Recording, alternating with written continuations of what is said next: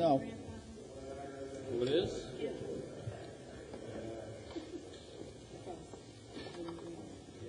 One, two, three, four, Yes. 5, 6. We got 6? I heard someone tapping. Oh, Rick is over there. All right. City Council meeting is now called to order. We will start with the Pledge of Allegiance. I pledge allegiance to the flag of the United States of America and to the republic for which it stands, one nation under God, indivisible, with liberty and justice for all.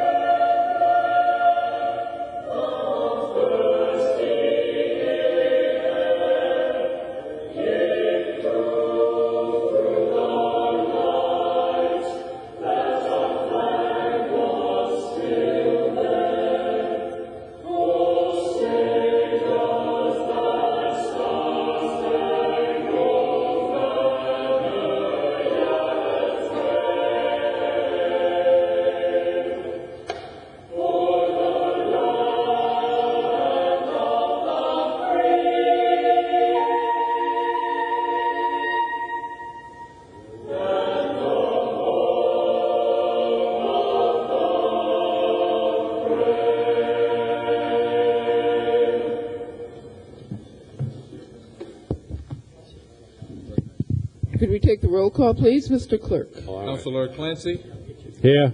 Eddy, Germain, Here. Haller, Palmieri, Petty, Here. Rushton, Smith, Here. Toomey, and Vice Chairperson Lukes. Here, we're going to take the first item of business first and then go to number 4. First item of business is the report on the Committee on Public Health and Human Services. Upon the communication of the City Manager, City Council's review and deliberation and approval of funding recommendations for the fiscal year 2011 Community Development Block Grant Fund. We're going to take 5A through 5E collectively. Is anyone in the room going to recuse themselves from this vote? No. Roll call, please. Councilor Clancy, How many votes do we need? 6. Councilor Clancy, Yes. Germain, Yes. Petty, Yes. Rushton, Yes. Smith, Yes. Toomey, and Vice Chairperson Lukes. Yes. On the motion for suspension of rules in order to reconsider, roll call. Councilor Clancy, Yes. Germain, Yes. Petty, Yes. Rushton, Smith, Yes. Toomey, and Vice Chair Lukes. Yes. On the motion to reconsider, roll call. Councilor Clancy, No. Germain, No. Petty, Rushton, Smith, Toomey, No. and Vice Chair Lukes. No. Now we're going to go number 4, the hearing and order on the Verizon New England pole location on Thornton Road. The mayor's here. I'm going to let him take the chair.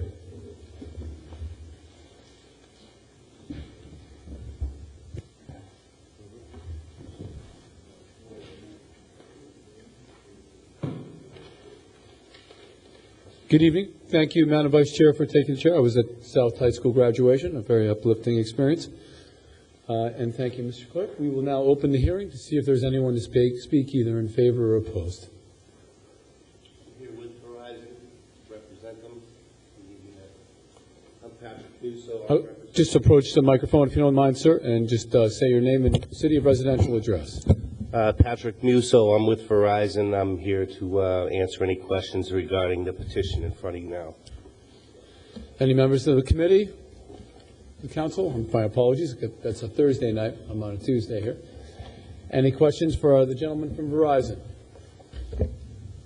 Seeing none, do we have anyone here who is in opposition? Anyone in opposition? Seeing none, I think the motion is to adopt on a voice vote. All in favor? Aye. Opposed? So voted. And under the first item of business, before we begin our budget hearing, we're going to 5F. Report of the Committee on Public Health and Human Services upon the communication of the City Manager transmitting informational communication relative to the proposed CDBG allocation process timeline for the year 36. Recommend the communications be placed on file. Motion to approve? Aye. Opposed? So voted. Is that B through G? We just did F. Actually, that was just F. So we would go to F5G. Report of the Committee on Public Health and Human Services upon the communication of City Manager transmitting informational communication relative to Home Affordable Housing Development Program. Recommend communication be placed on file. All in favor? Aye. Opposed? So voted.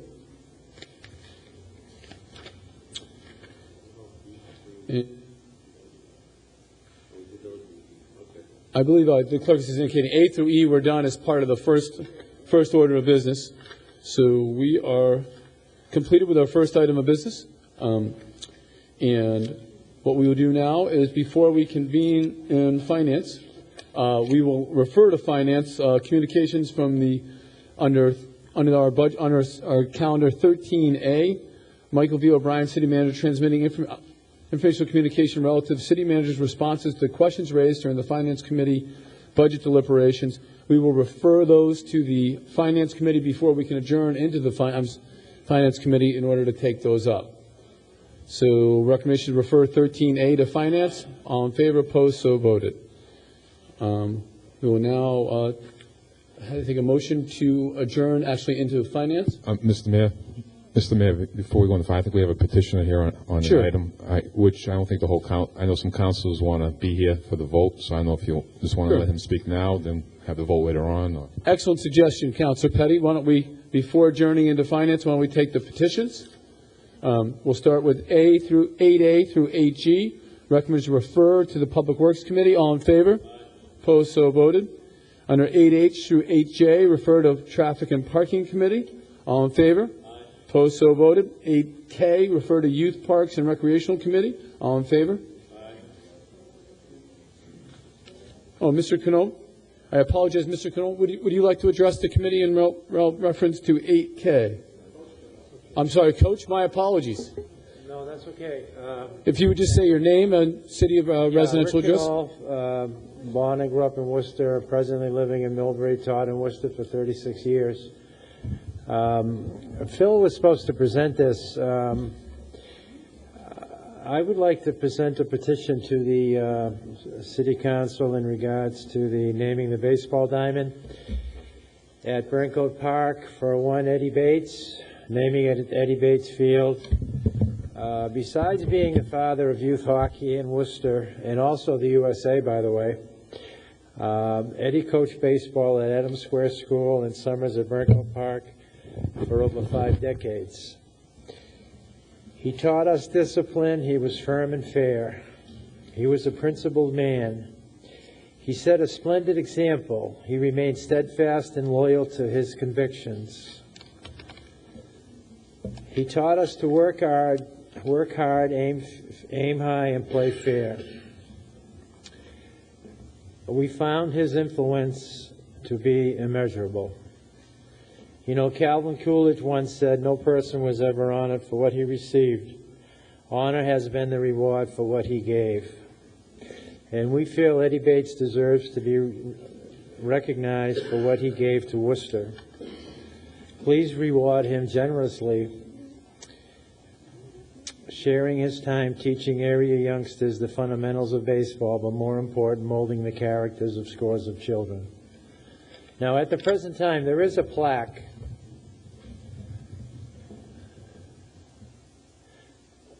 Mayor O'Brien, at the present time, there is a plaque up at North Park, Burncoat Park. It's named It has the dual name. But I really don't feel it's visible enough to honor the man. So I feel by naming the baseball diamond after him and having the sign more visible, I think more people would realize and he would get the recognition that he deserves for all he's done for the city of Worcester. Sounds like an excellent idea. I'm sure the committee will take that up fairly quickly and make a recommendation. Councilor Clancy. Yes, point of information, Mr. Mayor. Doesn't this have to go to the Parks Commission? Excellent point. Let's check with our... But they had all the hearings on naming of fields. Thank you, Councilor Clancy. Through the mayor to Councilor Clancy, you're absolutely correct. Naming is under the jurisdiction of the Parks and Recreation Commission. However, out of courtesy to the council, I believe they deserve first crack at it, and that has been the protocol. If you'd prefer to send it directly to the commission, I don't have any objection. I just Oh, thought it'd that speed things up, I would think. All right, when it's sent to the Parks Commission. So, sounds like a good suggestion to expedite the process for you, sir. We would, instead of sending it to the Parks and Recreation Committee, Youth Parks and Recreation, we would send it to the Parks Commission for their consideration. So we will go from the administration or directly to the commission. That sounds like an appropriate pathway, so we can make this process move even faster for you. Before moving on to this, I just want to recognize Sue Ledoux, who our assistant city clerk. I believe this is your grandfather. Is that correct? Very good. Well, thank you, Ms. Ledoux. So recommendation is refer to the administration and the Parks and Recreation Commission, and hopefully we can move this along for you. Thank you very much, sir, for speaking on behalf of the petition. Thank you, Sue, for joining us. Next, we've got 9A, Communications of the City Auditor. Transmitting Auditor's Report for April 2010. Recommendation is refer to the Finance Committee. All in favor? Aye. Opposed? So voted. Why don't we take a couple of these chairman's orders? I'll give a few more minutes before a couple of the other councilors join us, if that's okay. We'll take under item 10, chairman's orders. The recommendation is 10A through 10H is to adopt. 10A through 10H is to adopt. And seeing no opposition or questions, 10A through 10H, recommendation is to adopt. All in favor? Opposed? So voted. We'll go down to 11A, orders. Request city manager report on the marketing and intended use of the rental space located on the first floor street level of the Union Station garage when the CSX yard is expanded. Councilor Lukes. I'm sorry, Councilor Lukes. We're moving right along to orders. We're trucking right along here, moving at record speed. So on 11A, as it reads, refer to administration. All in favor? Opposed? So voted. 11B, request city manager report on the replacement tulip trees planted in the Burncoat area in the fall of year 29 and ripped up and replaced in May 2010, and whether the trees are indigenous to New England. Councilor Lukes. Mr. Chairman, in the interest of not being repetitive, because there are several items here dealing with trees and replacement, the neighbors obviously are very concerned about what's going on with the tearing down and removal of trees, as well as replacement. And both those issues are encompassed in this issue. I did speak to the commissioner, and he met with his team, and they did respond to this in a manner. I'm not sure whether it was acceptable by the neighbors, but nevertheless, I'm going to ask for a report because it appears that we may be spending more money than is necessary. Trees were planted one season. Next season, they're yanked out. The neighbors allege that they should not have been removed, that they were still alive and viable. So there's some difficulty here with this whole process, and we need to straighten it out before it goes any further and causes more expense and time and aggravation. So if we could have a report from the commissioner as to what the status is on these removals and replacements. Okay. Councilor Luke's recommendation, refer to the city manager for a report from the commissioner. All in favor? Aye. Opposed? So voted. Request city manager request the Department of Public Works and Parks work with the Green Island neighborhood to have all overhead lights in Compton Park operational during scheduled events and extended evening hours. From Councilors, the Mayor, myself, and Councilor Heller, our refer to the administration as reads, or Councillor Howell, before doing so? Just one additional thing, Mr. Mayor, is could we get a report on the status of the lights, including the basketball court lights on the park? Thank you, Councillor. Excellent point. I was approached by some of the folks who run that summer league there for the young people, and they had some concerns. There were some issues with the lights, and I believe that summer league is about to kick off. So it would be great if we could get that in a timely fashion, Mr. Manager, in time for the young people to hoop it up. Recommendation refer. All in favor? Opposed? So voted. Request the City Manager report to the City Council concerning any current clear cutting of trees in the Greendale or Burncoat Street neighborhood as part of the ongoing efforts to eradicate the community of Asian longhorn beetle. Do we want to hold this till Council Palmieri comes? Oh, I'm sorry. My apologies. I got ahead of myself.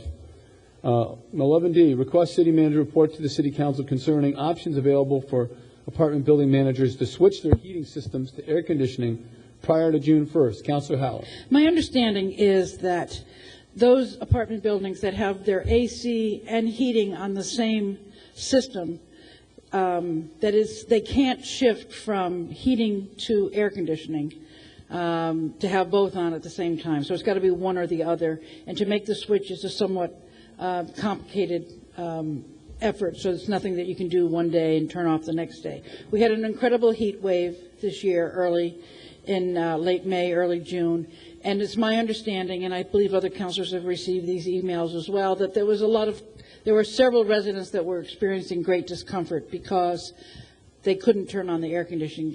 And it's my understanding there is a law that requires apartments to be available to be heated through June 15th, and that herein lies the problem. It wasn't that the building owners weren't willing to turn on the air conditioning. It is that they were restricted from doing so because of the law regarding heat. We've also had similar situations on the other side of the year where we've had an early winter in which the air conditioning units are still on, and so to switch over to heating is a problem. From a City Council perspective, I just want to know what the regulations are with regard to property owners providing heat or air conditioning to apartment buildings, and what the timeline for that shutoffs are. And so we'll see if there's some way that we can work around when we have these unusual weather circumstances. Thank you. Thank you, Councillor Heller. Councillor Toomey. Mr. Chairman, I just wanted to add as a point of information that I had received the same type of concern from several other of the large apartment buildings that are downtown, and it is a huge issue. And I just wanted to agree with Councilor Haller and just say it's not just that building that she's discussing; it's several others, including the Highmark Tower, or Skymark Tower, where there were some problems there as well. And that's quite a high building.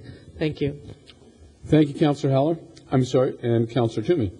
For 11E, 11F, and 11G, why don't we hold those until Councillor Palmieri arrives? And then we will go to 11H. So 11H, request City Manager. Go ahead. Councillor Clancy. As it reads. As it reads, 11H as it reads. All in favor, opposed, so voted. I'll refer to City Manager. At this point, we're supposed to recess the Finance Committee, but I think we'll continue on with some of the communications until Councillor Eddy and Councillor Palmieri join us. We've already done 13A, which we referred to Finance. 13B, Michael V. O'Brien, City Manager, recommend adoption of a salary ordinance amendment to create a part-time non-union detention attendant and part-time non-union wire inspector. Further recommend adoption to reduce the pay grade for the Director of the Central Mass Regional Employment Board from 53 EM to 48 M. The recommendation is to advertise the proposed ordinance. All in favor? Opposed, so voted. 13C, Michael V. O'Brien, City Manager, transmitting informational communication relative to the group basic and optional life insurance. Recommendation is referred to the Municipal Operations Committee. All in favor? Opposed, so voted. 13D, Dr. Roberta Schaefer, President and CEO of the Worcester Regional Research Bureau, transmitting report, Worcester FY11 Budget and Fiscal Crisis. No end in sight. Recommendation is referred to Finance Committee. All in favor? Opposed, so voted. 13E, Dr. Roberta Schaefer, President and CEO of the Worcester Regional Research Bureau, transmitting report, Worcester Regional Airport positioned to take off. Recommendation is to refer to Public Service and Transportation Committee. All in favor? Opposed, so voted. On the reports of the Planning Board, 14A. Report of the Planning Board upon communication of City Manager recommending City Council review and approve to discontinue Lexington Street and remove it from the official map. Recommendation is refer to the Public Works Committee for a hearing. All in favor? Opposed, so voted. Recommendation to take 14B and 14.3 collectively. Report of the Planning Board upon the petition of Stephen Patton, Executive Director, Worcester Common Ground, request to remove Piedmont Court from the official city map. And 14C, upon the petition of Robert Hagerty and Paul Doherty, request to remove the portions of Governor Street adjacent to 22 and 24 Oneonta Ave from the map. Recommendation is to accept. Absolutely. Okay. So before taking a vote on 14B, we'll note that Councilor Howell is actually recused from taking a vote on 14B. Well, so we need a vote on the roll call and the recusal. The clerk will call the roll. Councilor Clancy. Yes. Eddy. Jermaine. Yes. Lukes. Yes. Palmieri. Petty. Yes. Rushton. Yes. Smith. Yes. Toomey. Yes. And Mayor O'Brien. Yes. Mr. Why don't Mayor, we do those separately so we can, I'm sorry, Councilor Clancy, before doing so. on 14B, just for clarification purposes, even though we're accepting the report of the Planning Board, it should be noted that the report is to reject the petitioner's request, Okay? because by state law, if you have any abutter who opposes, it's nullified. And there wasn't a abutter who opposed, so it will not be removed from the map. This is, I'm sorry, 14B or 14C? 14B. Okay.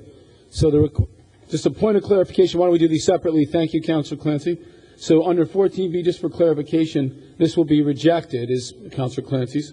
And I'm accepting it, but it's accepting the report of the Planning Board, which is actually rejecting the petitioner's request. Thank you, Councilor Clancy, for that rather complicated process. So under 14B, the recommendation is to accept. All in favor? Aye. Opposed, so voted. 14C, recommendation is to accept. All in favor? Aye. Opposed, so voted. Thank you once again for the clarification on that. Now we will continue on to, maybe before taking the report of the Committee on Public Health and Human Services, I know that's Councilor Palmieri's committee, maybe we should continue on, or should we? That's true. So, okay. Why don't we do this? And I guess he could ask for a suspension if he wants to revisit one of these later on. So we'll take 15A, recommendation was accept and adopt. All in favor? Opposed, so voted. 15B through 15J, recommendation is to accept. All in favor? Opposed, so voted. Under the reports, 16, reports of the Committee on Public Works. 16A, the recommendation to accept and adopt on a roll call. Before doing so, any questions? If not? Councilor Clancy. Yes. Jermaine. Yes. Haller. Yes. Lukes. Yes. Petty. Yes. Rushton. Yes. Smith. Yes. Toomey. Yes. And Mayor O'Brien. Yes. 16B and 16C, recommendation is to accept. All in favor? Aye. Opposed, so voted. Now on to 17A. Hold 17A and B until the arrival of Councilor Eddy. Okay? We will now go to 17C through 17O collectively. 17C through 17O collectively, if that's okay with the council. All in favor? I'm sorry, I say C, I believe I'm reading correctly. 17C through 17O. Oh, it says O on our I've got a copy that says 17C through 17O. Odd and even, maybe. It's, let's... Let me just read 17O. 17O is allowed to... So, 17C through 17O, recommendation is to accept. Seeing no opposition, all in favor? Opposed, so voted. We are just moving right along here. Let me keep going here. Okay. Under reports of the committees, 18A through 18I collectively, if that's okay with the committee. Before doing so, Councilor Petty. On item 18H, I know I asked for a report for that. What the effect of, the traffic effect of closing down Mulberry Street. I don't know if the report's coming in or not. And I thought, too, that the state would have to pass this before the council passed it.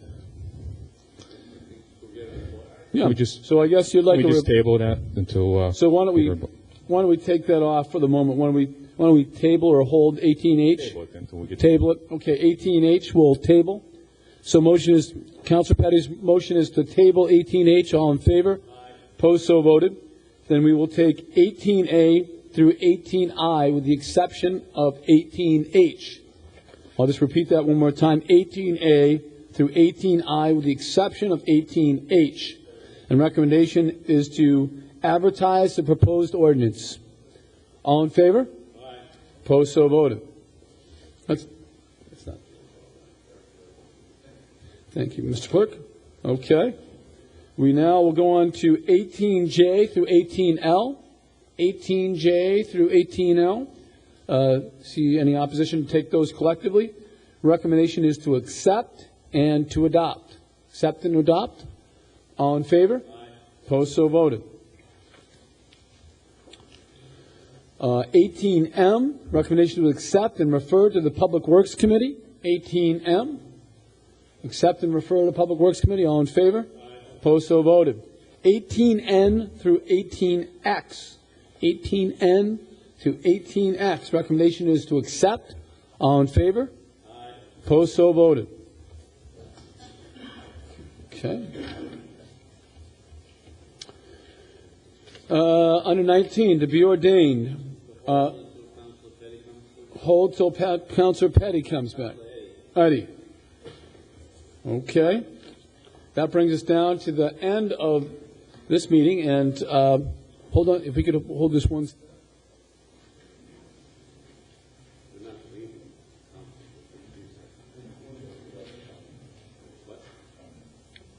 Before we before we go back into finance, the manager has asked that we suspend the rules so he could give an update on the CSX negotiations, if that's amenable to the members of the council. So the motion is to suspend the rules. I guess we probably should too, yeah. I'm trying to balance between the budget and CSX, so I guess we'll... Okay. Let's do this, and I guess we're at the end of our regular agenda, so I think we'll have to convene into finance then. Is that accurate, Mr. Clerk? Yeah. So we will then entertain the recommendation that we will recess the Finance Committee. Recess to Finance. All in favor, opposed, so voted. And we will start the Finance Committee to ask if folks have any questions to the correspondence that was provided by the City Manager in response to questions submitted in advance or at last week's meeting. And I saw Councilor Luke's hand shot up first. So Councilor Luke's, we'll start with you. This is just questions in relation to the answers provided by the City Manager's team. Councilor Luke's. Well, I'm going to make a motion also on item 13A that the manager submitted. I had asked for the cost for step increases and EM incentive pay, and looking at the answers, the EM incentive pay totals $184,914.75. I'm asking for that amount of money to be reduced out of all the salary accounts and placed into our bond stabilization fund. So all the appropriate departments where there is an EM executive management incentive pay reference, that it be deleted from those accounts, and that total amount of $184,914.75 be placed in bond stabilization. Before taking that vote, we would actually, the City Manager would like to respond. And I'm sorry, Councilor Lukes, could you just let me reference once again, did you say H? I'm sorry, the number you were responding to. It was 13A, the backup. 13A in the backup. Okay, thank you. And it was paragraph 7. 7. Okay, well, I think we're all on the same page now. Thank you, Counselor, for that clarification. We're on number 7 on page 2 of the city manager's responses. Mr. Manager. Through you, Mr. Chairman, to the Counselor, as you're aware, this comes up every year. The EM incentive pay is actually part of the overall EM salary and benefit package. It was negotiated with Council going back probably 10 years, and it was for executive managers to give up both sick time and vacation time in order for them to be on the job. And it was at a ratio of 75% of the actual day given up. And it is on a preceding year basis, so the funding we're looking to secure is actually for those that have already gone through the vacation year and given up those days. And so it's monies due per salary ordinance. It's not on a forward funding basis, it's on a retroactive basis. And so it would take a salary ordinance change, as well as it would actually be a contractual violation because we owe these monies. I realize it's 75 cents on the dollar, and it's for accumulated vacation and sick buyback. However, given the fact that we're telling all our employees they should have 0 salary increases, I think that we start at the top with our salaries and look at those. And I'm not even touching any of the other step increases, which I think really go into probably lower salaries than executive management, and it involves more complicated issues. And certainly the step increases, especially on the school side, are not going to be touched. So some people in our city family are going to see an increase in their base salary. Through you, Mr. Chairman, to the Counselor, executive management is not subject to step increases. It's done through the manager's auspices. We've not granted those in the EM categories. They aren't done automatically. But as a separate category, I'm referring to those step increases as not part of my motion. I'm only dealing with executive management. And frankly, in this climate, I am shocked that anybody would demand a raise. And I was shocked when I heard from the school department that they're demanding raises when we are cutting our staff and have for several years, and other benefits are being, it's not a request, it's demand to maintain the status quo when we've had most of our employees paying 25% of their health insurance premium, which is frankly still very generous on the part of this community. And for that reason, I'm asking that, even though it may be symbolic, and I realize it's buyback for accumulated vacation and sick time, and I realize it's an incentive. However, we start at the top, and that's why I'm asking that, and it's only for this year. If we need an ordinance to change that, fine. I'm going to ask that an ordinance be prepared to deal with the elimination of the EM incentives, and that $184,000 be then, pursuant to the ordinance, be transferred to the stabilization account. So I guess we have 2 motions, one for the ordinance and then the subsequent transfer. Okay, so Councilor Lukes, just make sure I'm following. You're going to first request an ordinance be drafted, I assume, by the city solicitor. And the second, then, you would want on the passage of that ordinance, you would then request that that money be transferred. Okay, so. Yeah, the intent of the ordinance is to effectuate the transfer. For this year. Okay. So those are the 2 that are on the table. We have Councilor Rushton, specific to Councilor Luke's motion, and Councilor Petty, I believe, would like to join, as well as Councilor Clancy. Through the chair to the city manager, to the city solicitor, I just have a legal question about the Mr. Solicitor? Mr. DeDellis, I don't think you can answer the legal question, so could you answer a question? So, I believe you'd like to ask a question through the chair to the manager and the solicitor, if that's accurate. Yeah, to the city manager. I'm going to be asking the city solicitor. He may not have been listening, but Councilor Lukes just made a motion regarding the EM incentive pay and also the step increases. No, on the step increases. Okay, on EM incentive pay, there was a reference by the city manager that this would, if we took this money and didn't appropriate this money because it was last year's buyback on last year's sick days, that there might be some contractual issues with such a motion. Is that true or not true? Through the chair, the EM incentive pay is contained in the salary ordinance, and state law requires that there be an appropriation to fund all the salaries as specified in the ordinances. So it's not so much a contractual as it would be with the union, but it's contractual in the general sense that the state law requires the funding in accordance with the existing salary ordinance. Okay. So if we were to take this money and put it in the budget stabilization and not appropriate it for buybacks that occurred last year, would the employee have a grievance against the city? Short answer is yes. And again, to be technical, the council votes by department a salary appropriation.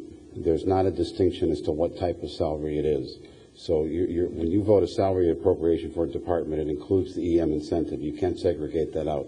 You can reduce the salary appropriation for any department by that amount, but you cannot eliminate the EM incentive program simply by reducing the salary budget for that account. That requires an ordinance change. Okay. And then the other just to clarify, so you're asking about a cut as opposed to transferring the money. Is that accurate? No, because we can only cut. I was asking. Well, if the money's transferred, then we hadn't funded it. So I guess it kind of begets the question. And through the chair, if we voted tonight to change the ordinance, and this money was not appropriated to the EM pay, but rather appropriated into a budget stabilization account, would the employee have a grievance against us because we did not fund, the sick buyback from the prior year? Through the chair, I would like to look at it, but I think so, because first of all, you can't change the salary ordinance in one night. That has to occur over a couple of weeks. The time for passage of the budget is by Friday. So frankly, you couldn't change the salary ordinance prior to the budget approval. And I think even if that were to happen, employees would have, again, I would imagine some legal action to say, in accordance with the ordinances that they operated under for fiscal year 2010, they accrued this benefit. There has to be a funding for it. And then lastly, on the other point is, if the council has authority to reduce a budget recommendation, but there's no authority to then transfer it to some other category. Okay. Thank you. I appreciate those words, that advice. Obviously, Councilor Lukes is trying to do something that we're all trying to do, is figure a way to reduce the budget, keep our core services at the same level. The problem with Councilor Lukes' motion, it's going to probably cost us money in the long run.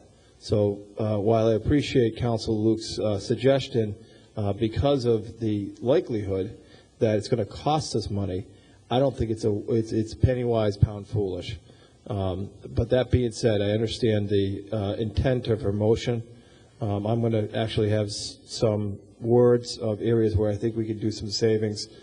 So I appreciate her intent. I think it's just misdirected. Councilor, I did see your hand for a second time, but we have Councilor Petty, Clancy, Haller, who might generate even more questions for you to respond to. So why don't we go from Petty to Clancy to Haller to you, and then so Councilor Clancy. I'm sorry, Councilor Petty. My bad. Thank you, Mr. Chairman. I had the same question Councilor Rushton asked, and it appears it's not legal to do. In fact, I think this issue came up a couple of years ago. I think we went through the same process, the same question. And I would say this was a raise. This isn't a raise. This was an incentive program that was put back probably 10 years ago, I believe. And so I think, and this was already earned, I believe, up to this budget. And we just have to pay for it retroactively in next year's budget. And I think you have to be here, if I remember right, through the month of August in order to receive it, too, at the same time.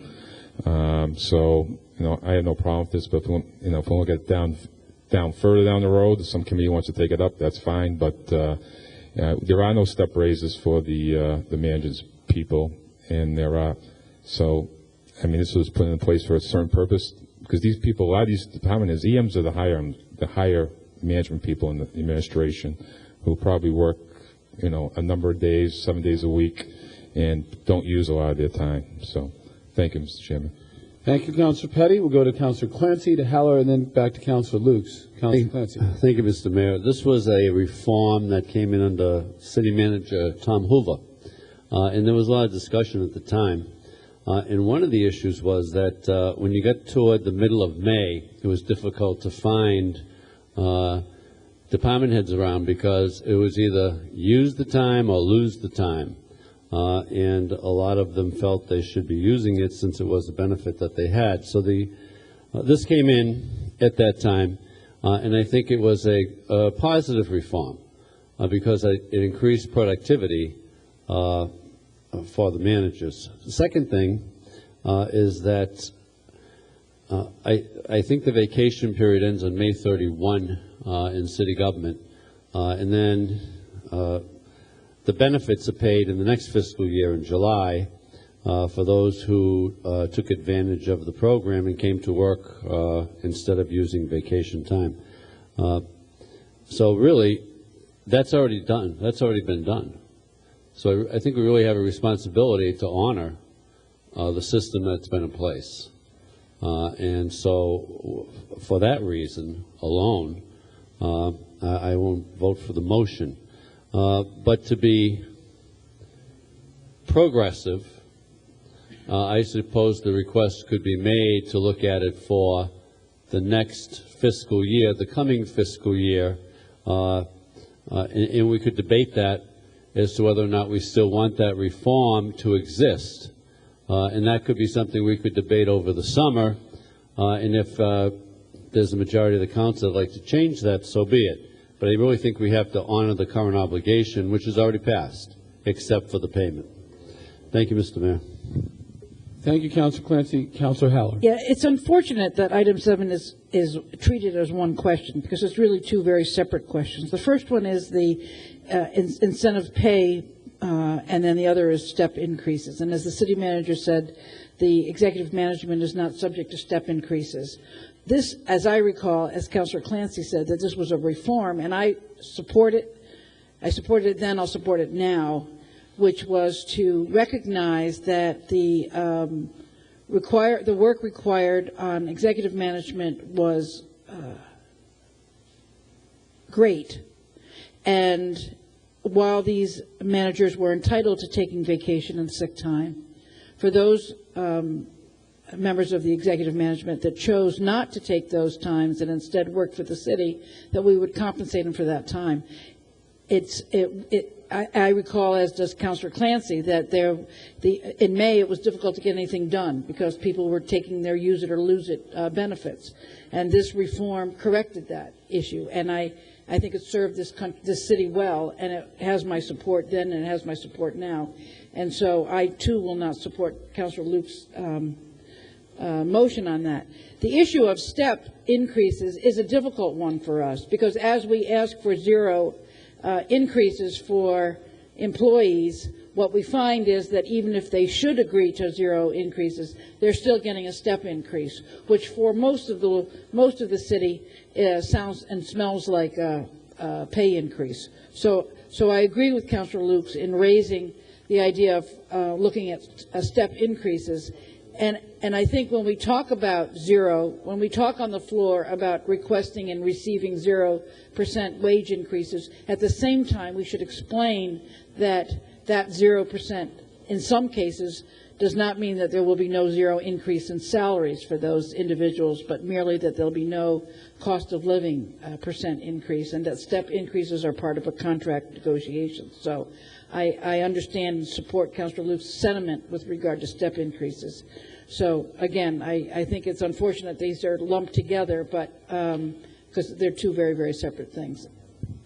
Thank you, Councilor Howlett. Just for a point of clarification, too, I know they had discussion on the school committee side. About 85% of the school employees are on max step, and I guess about 80% of our municipal side are. Just as a part of that conversation, we're back to Councilor Lukes. Mr. Chairman, while we're comparing oranges and apples, because our EM don't have any long-term contracts, whereas our represented employees do, so that when we deal with a major issue like this, it impacts over a long period of time. Clearly, I think this conversation is useful because we cannot, when budget session starts next year, have the same conversation. We'll be totally unprepared. We'll go through the same kind of issue of retroactive versus prospective compensation. And I think we have to start the process now to deal with the same kind of issue. And it's going to have to be prospective. Both on step increases, we need to know who in the world gets the step increases, what their current salary is and their current position is, and deal with, and I'm going to pursue the issue of a draft ordinance because we're going to have to prepare it now for next year.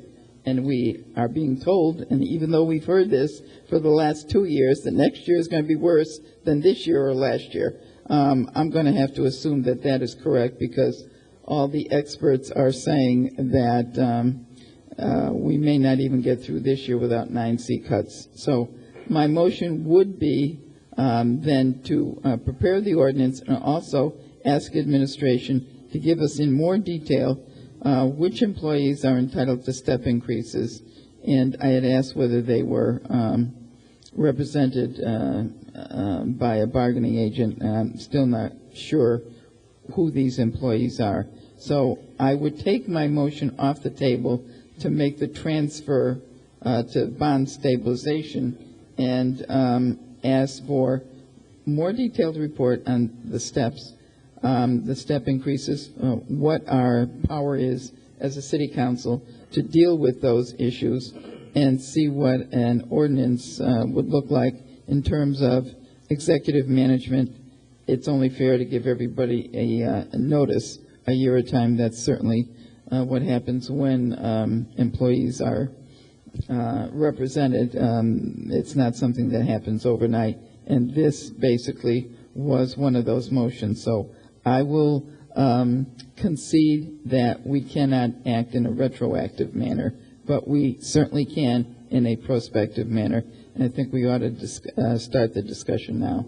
Okay, so just to clarify, the manager would like to respond. You've withdrawn your initial two motions and replace them. One, requesting that this city solicitor draft begin working on language on an ordinance, number one. And then number two, you're asking additional report on a second motion. You're asking a report on more additional information on step increases. Right. So we got two separate motions on the table. Before making a vote on that, we would go to the manager. Mr. Chairman, if I could, I would assume that those motions would be to request the city manager have the city solicitor draft. Just for point of clarification, to save a report, step increases, with the exception of executive management and cabinet members, and flat rate employees, temporary help, aren't eligible for step increases. All the rest of the employees, including represented and non-represented, are eligible for step increases. And within the report, it identifies a dollar amount, about $355,000 out of our total salary amount. And literally, of those employees eligible, there's only 20% that actually receive the benefit. The other employees have reached their max step because of years served to our community. I think it's important to note, too, that in the work that occurred, it was about 10 or 11 years ago that council passed this ordinance, and there was much discussion, debate, and ultimately, when it was adopted, concurrence that it was a worthwhile endeavor. The executive management court at that time gave up benefits. They gave up accumulated sick days. They could only get 10 versus 15, and there were other concessions that were granted. So I would assume that the council would also look to see that they be looked as part of this evaluation, that those executive benefits also be included as being restored as part of what would be the request to cut. However, that kind of argument that isn't met with sympathy from the public, because when we look at the salaries our public employees are getting, we offer good jobs at good wages. And in fact, the wages are outstripping the taxpayers who have to support all of us in city government. So given the benefits you just outlined, we know we're going to have to make cuts. So we better start thinking about it now. Okay, so Councilor just to kind of clarify once again, we've got two motions. Are you withdrawing the second motion to his response, or do you still want to report on the step increases? I still want to report on the step increases. Great. I just was kind of clarify here. So first is you're asking the council to take a vote to, or accept your motion to draft an ordinance, even though you recognize it couldn't be engaged this year. So I guess we would vote first on that, whether or not we would like to draft an ordinance, and we'll, or instruct the city manager to request the city solicitor to draft an ordinance. And I believe, I'm sorry, before doing so, Councilor Rushton, on that specific one. First of all, I want to thank Council Lukes for, after listening to the economic malfeasance which would have occurred if we passed that motion, for her to withdraw it. But I just want to clarify the motion where she's asking for a report on EM incentive and step pay. I'd like to get it broken down by department, where people are eligible, and then what the salary ranges are that they're eligible. So if we're talking about, you know, structural assistants that we saw are making $20,000 a year, and the step increases from $20,000 to $20,200 a year, I think that's a relevant factor. And I'd like to know as a counselor where this is broken down. So if Council Lukes would take it as a friendly amendment, I'd like to add that in. I just want to add that I share with Council Lukes the idea that 9 seat cuts might be looming. So hopefully the idea that we need to cut the budget stabilization, you know, from the budget is going to be a null idea going forward. So, if that's going to be allowed as an amendment, I appreciate it. Thank you. Okay, Councilor Lukes, accept that as a friendly amendment. Mr. Chairman, I think we need as much detail as possible in order to make an intelligent decision. So I would have assumed that that kind of information would have been forthcoming anyway. Okay. So, I'm sorry, Councilor Clancy is asking for clarification on this. There's two separate ordinances she's got. Yeah, two separate ones. She's got one first asking to draft an ordinance specific to the, was what Councilor Rushton was commenting on her second motion. So, no, I appreciate that, Councilor Clancy. So now we are back to, we will take a roll call on the first motion request to draft an ordinance, and the clerk will call the roll. Councilor Clancy. No. Eddie. Germain. No. Haller. No. Lukes. Yes. Palmieri. No. Petty. No. Rushton. We're voting on the ordinance. No. Smith. No. Toomey. No. And Mayor O'Brien. No. And then on the request for report filed by Councilor Lukes, as amended by Councilor Rushton, all in favor? Before doing so, I think we have to make a request to the school side. I'm sure that they would make that information available. So, as amended by Councilor Howe, to include the school side. All in favor? Opposed, so voted. Okay. An excellent point, Councilor Clancy. I would love to save a few trees. I'll be happy to take my report as a electronic file. Maybe you could indicate to the clerk at the end of the meeting if you'd be happy to receive an electronic version and save the northern forests. All in favor? Okay. Thank you, Councilor Clancy.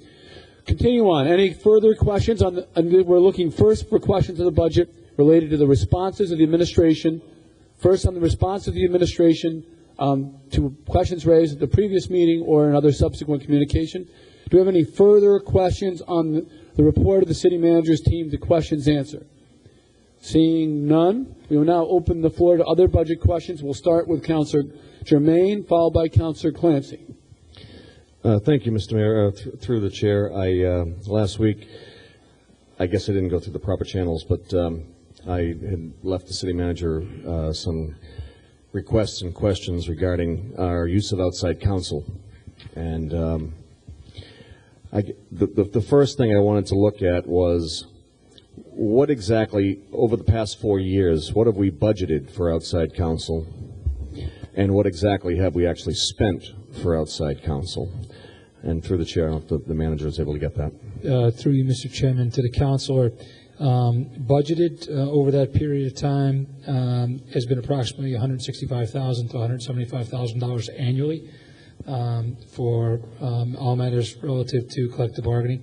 The actuals for actual expenditures of those over that period have been approximately 160,000 to 240,000.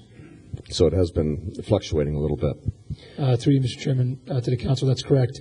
The policy decision made within the first few months of my tenure as city manager at the time was a result of an arbitration that came from the Joint Labor Management Commission with the Worcester Fire Local 1009. Council had asked, and I had subsequently gone forward to secure a very skilled outside labor counsel. And since that time, we've been using them for matters of arbitration, collective bargaining, matters of discipline, termination, and other factors.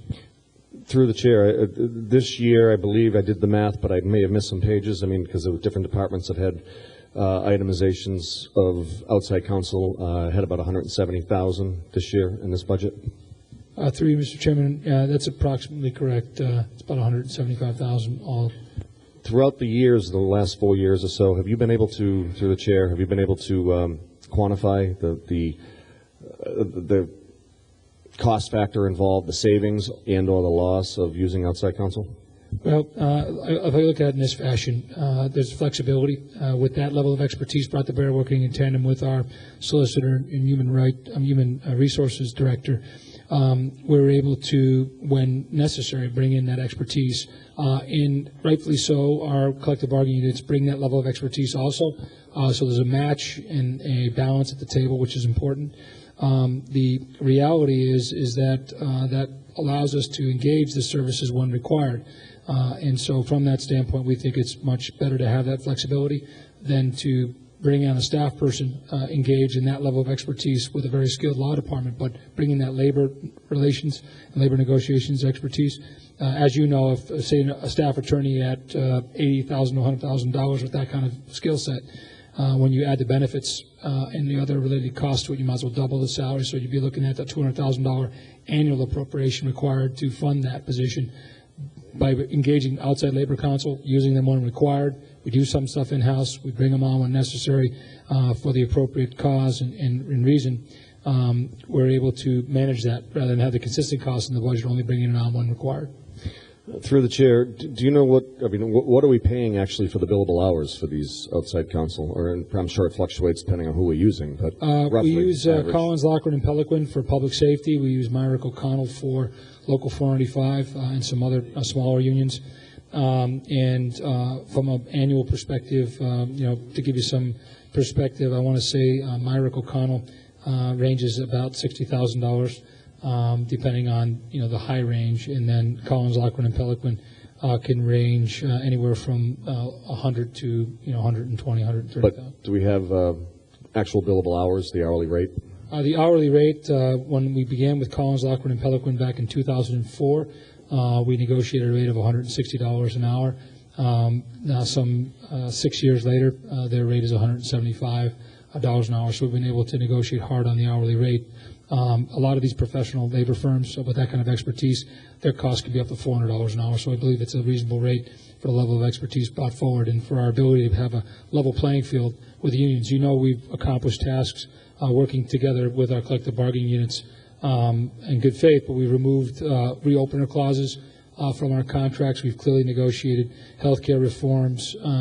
We've been able to address the hazmat multiplier in the fire contract, which was basically a budget buster, probably put us in insolvency over time and created disparity among all of our labor unions.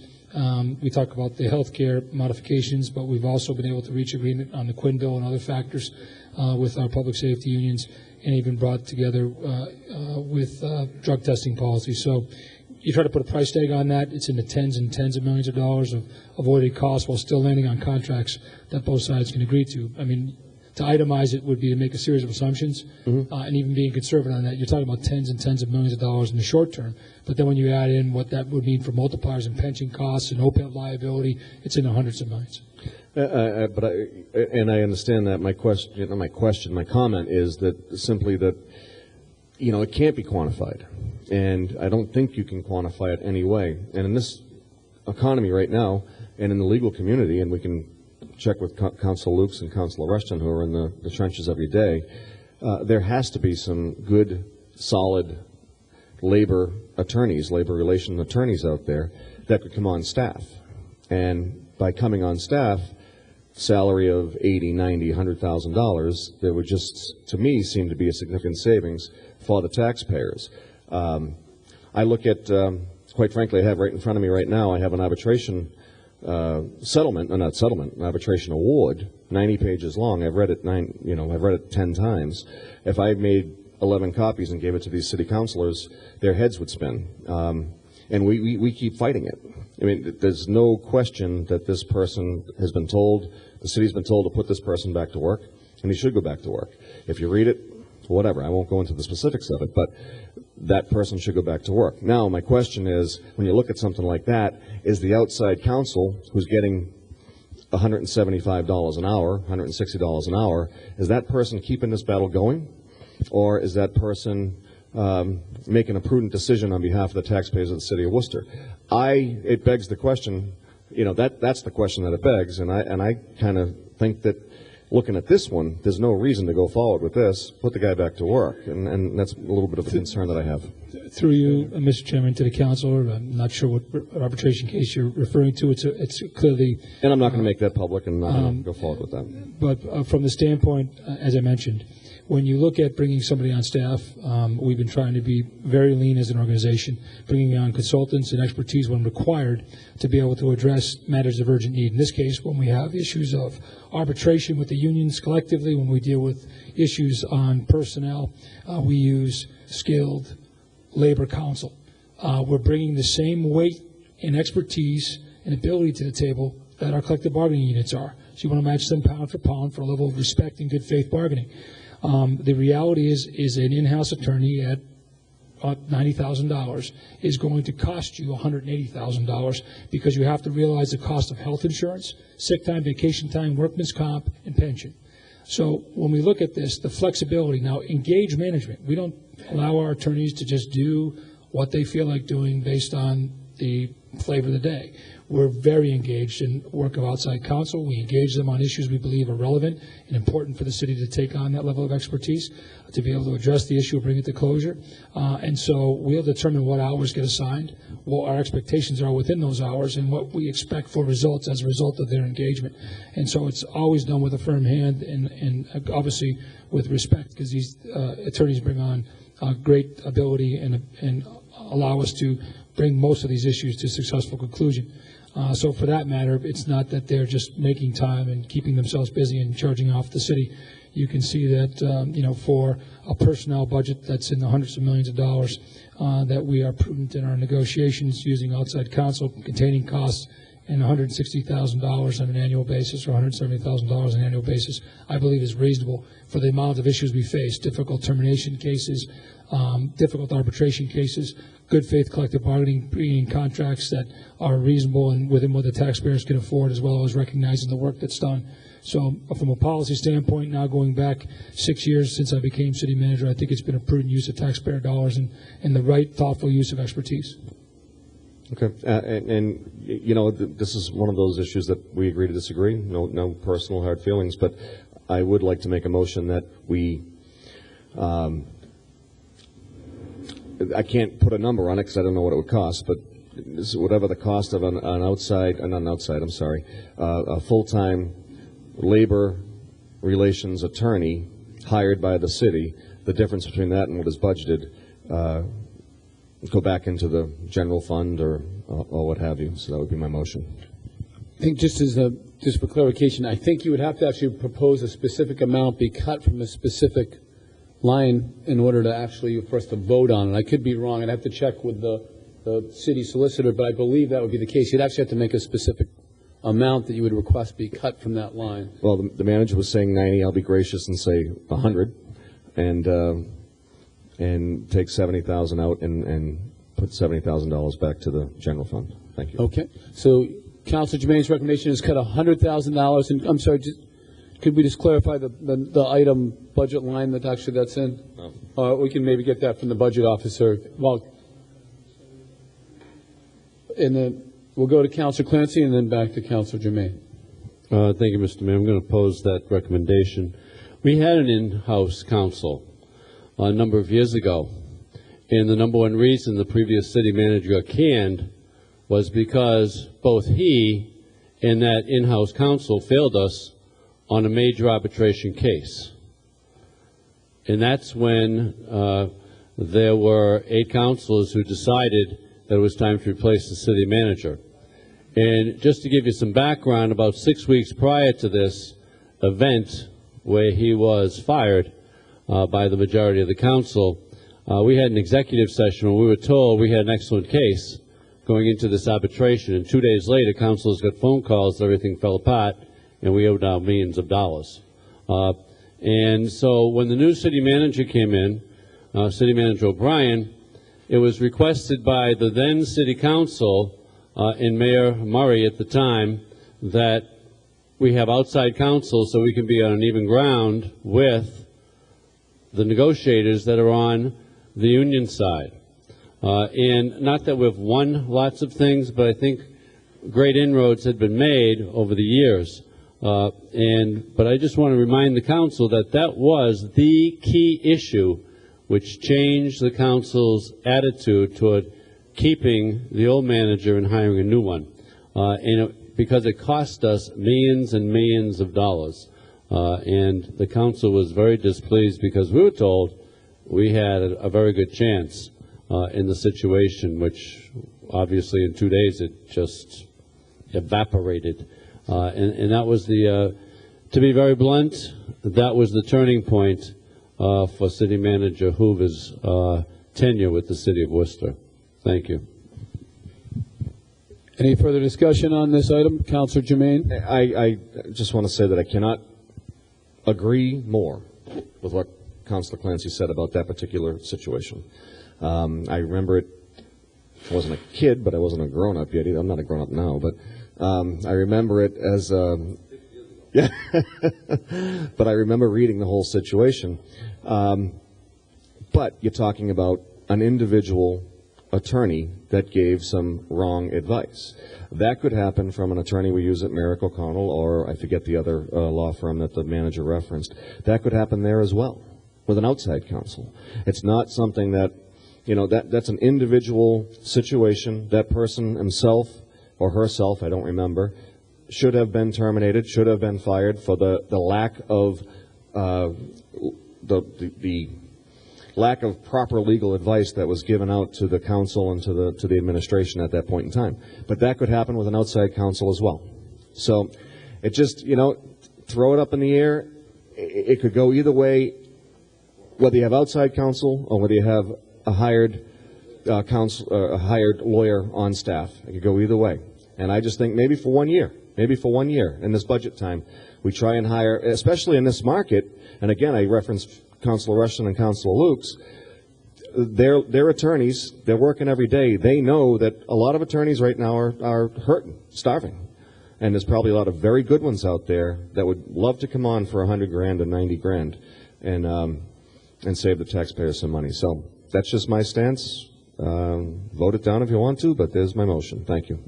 Okay. Do you see any further discussion on Councilor Jermaine's recommendation that $100,000 be cut from the appropriate budget line that pays outside legal counsel?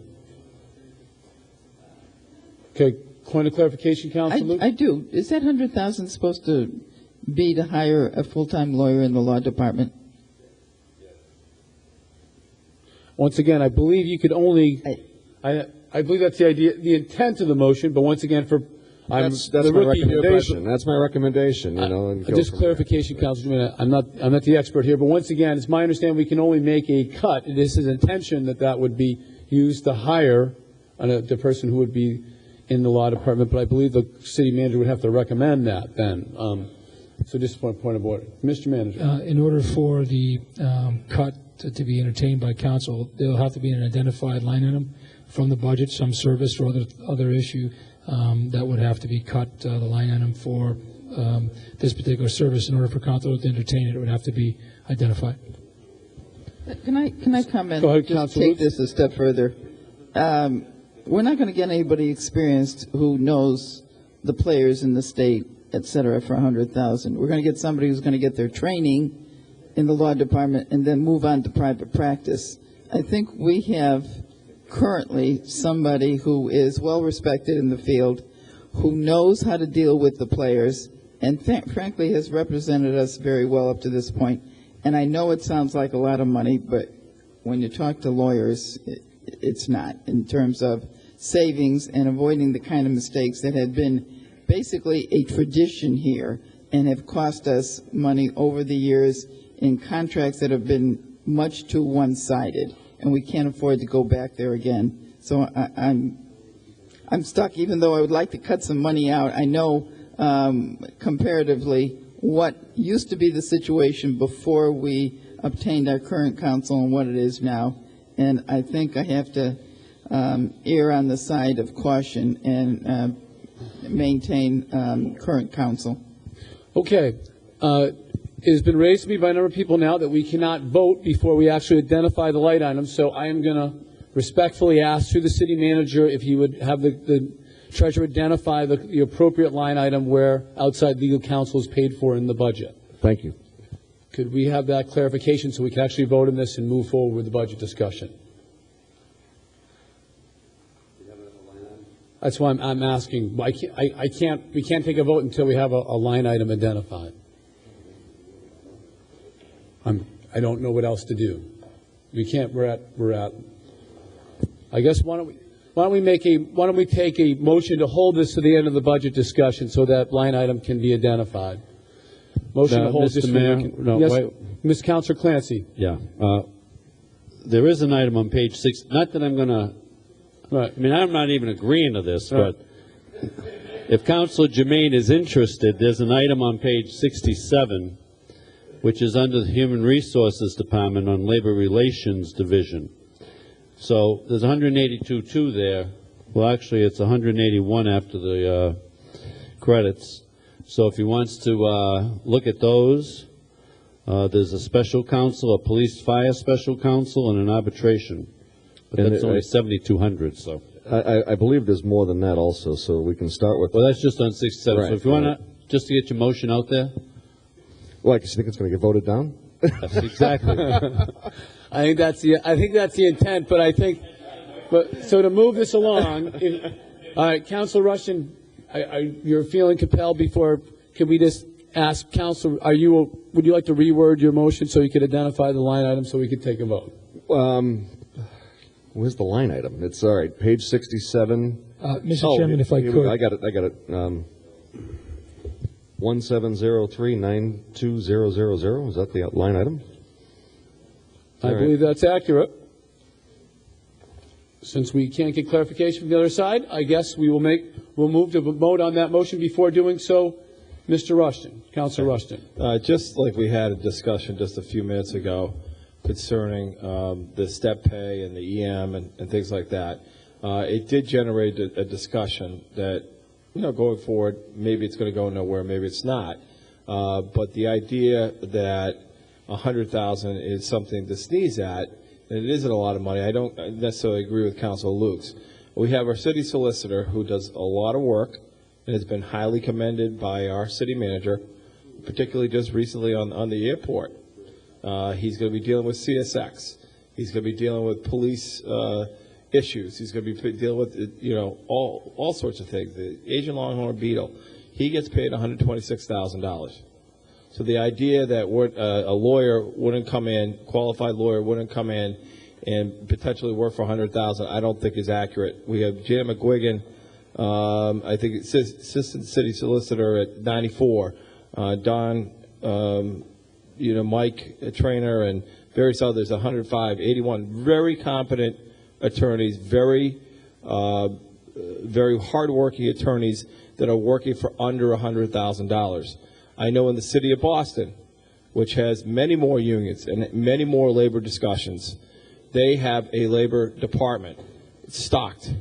And the woman that runs it does a very good job down there. Occasionally she makes some mistakes, but she deals with Wanger and all these other people. There are competent labor attorneys out on the private side. There are young attorneys out there. So the idea that we should not look at this in the future, I think, is not wise. Considering, $100,000 is a lot of money. And there are attorneys that are very competent out there that would want to potentially, work for the city and put public service above their potential pay grade outside of City Hall. So that being said, I'm going to vote against Councilor Jermaine's motion, but the idea that the discussion should not happen, I don't think is right. I think this is something that we need to discuss, because I have a feeling that the $100,000 isn't really the amount of money that we spend on outside counsel. But that being said, yeah. Okay, so Councilor Jermaine has a motion on the floor to cut $100,000 from 1703-92000 on page 67. Before doing so, one of our police officials would like to address the council, so we can make a motion to suspend the rules, allow the outside. Okay. Thank you. Don Cummings, President of the International Brotherhood of Police Officers, Local 504, Worcester's Police Officers. I've been involved in union representation for over 20 years now. Negotiated contracts with, when I first started, the city had outside counsel. At some point they moved to in-house and then back to outside counsel. And just a couple comments I'd like to make on some of the things that were said. The manager made comments about parity with our attorneys. I can tell you we are not, the IBPO has a lot of staff attorneys. There's nobody making $175 an hour. We're not paying our attorney that we have representing us anywhere near that. I certainly would love a benefit package where the manager says that you have to pay him someone, $100,000 and $100,000 in a benefit package to go with it. That would be tremendous. But I think really what it comes down to is having both sides have to be able to work together and have a good working rapport to get things done. That's happened in the past. For whatever reason now, my own personal opinion, it's not taking place. In-house attorney, somebody who has incentive to get a deal done and can save the taxpayers money, hire somebody good. I mean, someone such as Mr. Moore. I don't see that as a negative. If the city wants to hire outside counsel to negotiate contracts with us, that's fine too. Where I do have an issue is when you're using outside counsel for disciplinary matters that should easily be handled in-house where people have an incentive to get the deal done as opposed to just litigate it. I don't want to go into specifics, but I've had some very serious cases for our members where it certainly was clear to us that, hardball certainly was being played, that there was no incentive to resolve the matter. It was either stick the gun to the officer's head or retire, that type of message. And I don't think that's necessary. I think we can work together. I think the city can save money by going in-house, hire someone very good in-house. Certainly in this day and age, I think Councilor Jermaine is right on. I mean, if you can save, we've had, I think it was 2 years ago, the city spent nearly $250,000 on outside counsel. That's a lot of money. And if you can do it in-house for less than half than that and have somebody working full-time, that's the other thing. The outside counsel is only working for, individual specific cases, maybe 3/4 of the year, if you add it all at the time, maybe not even. Hiring somebody in-house is a full-time, year-round. Don't just have to deal with us. Use it elsewhere in the city to benefit the community. Thank you. Thank you, Mr. Cummings. Councilor Lukes, before we actually vote on this recommendation for the cut. This obviously is a discussion that anticipates dealing with these accounts for next year. I think we need as a council to know how often and under what circumstances we hire outside counsel. There are many of us that feel that the 182.2 here doesn't tell the whole story. I know we have bond counsel every time we have a major project. We go to Boston law firms for their expertise. It's not just dealing with our bargaining agents and disciplinary issues. We run the gamut as far as looking for expertise. And oftentimes, I would say that it's justified. There may be sometimes maybe when we can look at doing it in-house. But I think we need a bigger picture. So if we could get a report on who we used this past year in terms of outside counsel for what cases, even if we have to go into executive session, if there's any sensitivity, I think we need to know. So that would be my motion. Okay. As we continue along here, Councilor Clancy, and followed by Councilor Eddy. My apologies. I was looking to the right, not to the left. An unusual moment for me. Mr. Mayor, just for the record, we have excellent in-house counsel.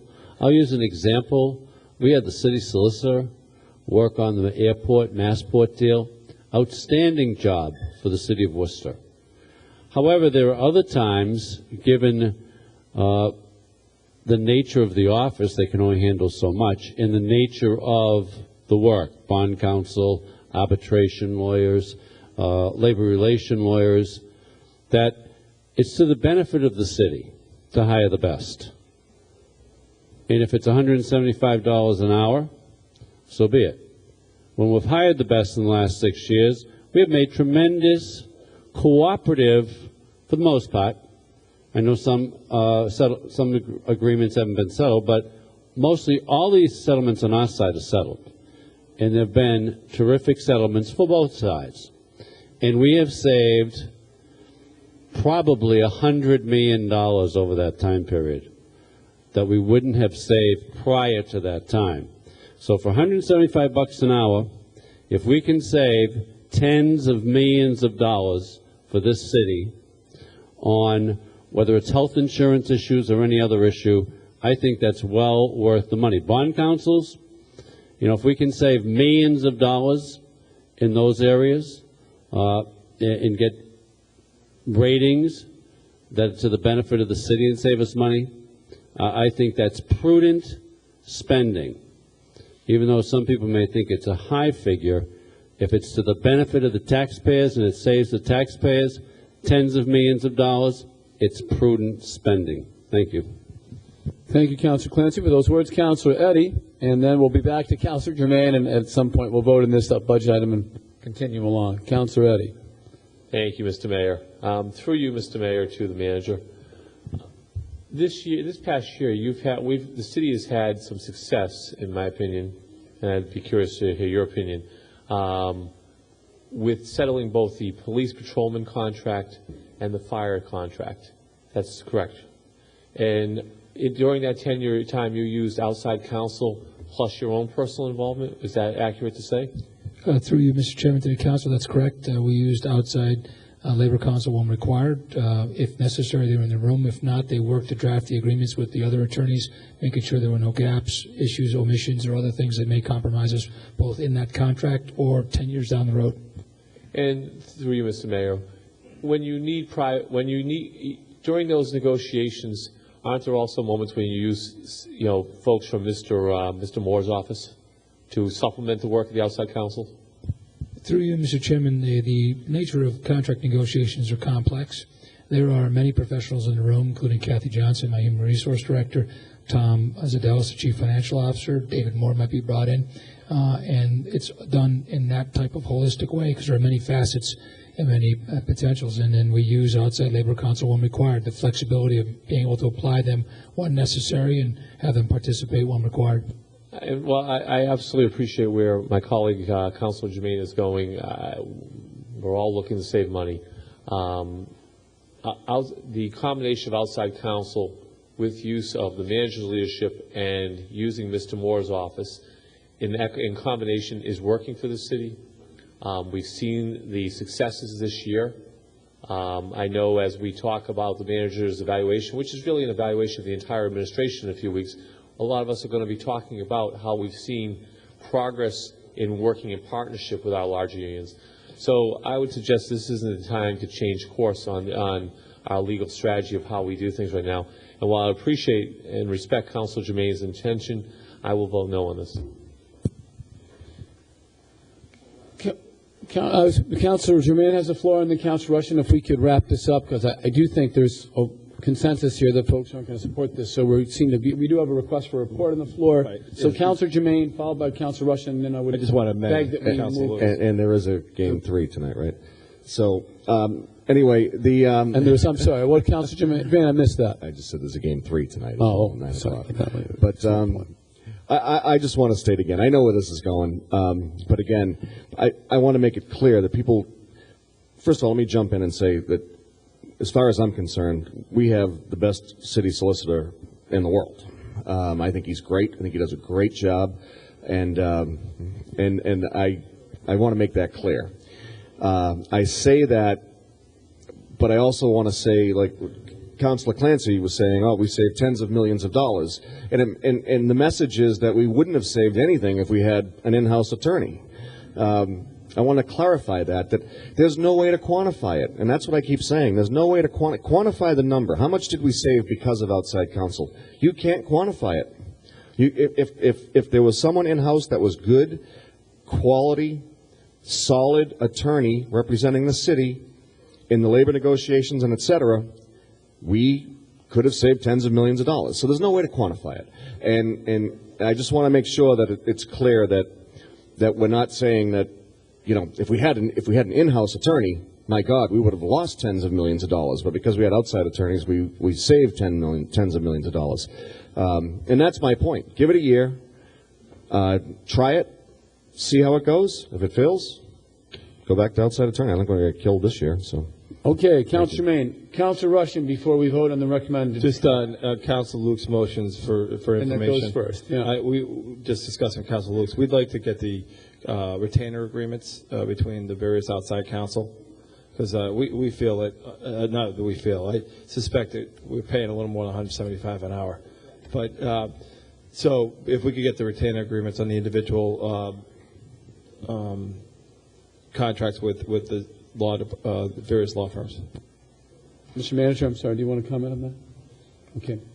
So on the request for a report and additional information filed by Councilor Lukes with a friendly amendment from Councilor Rushton. So we're first voting on Councilor Lukes' motion as amended by Councilor Rushton, which is a request for a report on outside counsel and copies of those retaining agreements. Is that a good summary?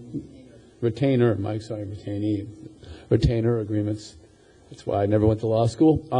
So first on Councilor Lukes' as amended by Councilor Rushton's request for a report. All in favor? Opposed? So voted. Now on Councilor Jermaine's request for a cut, and we've identified account number 1703-92000 as it appears in the book, or a cut of $100,000.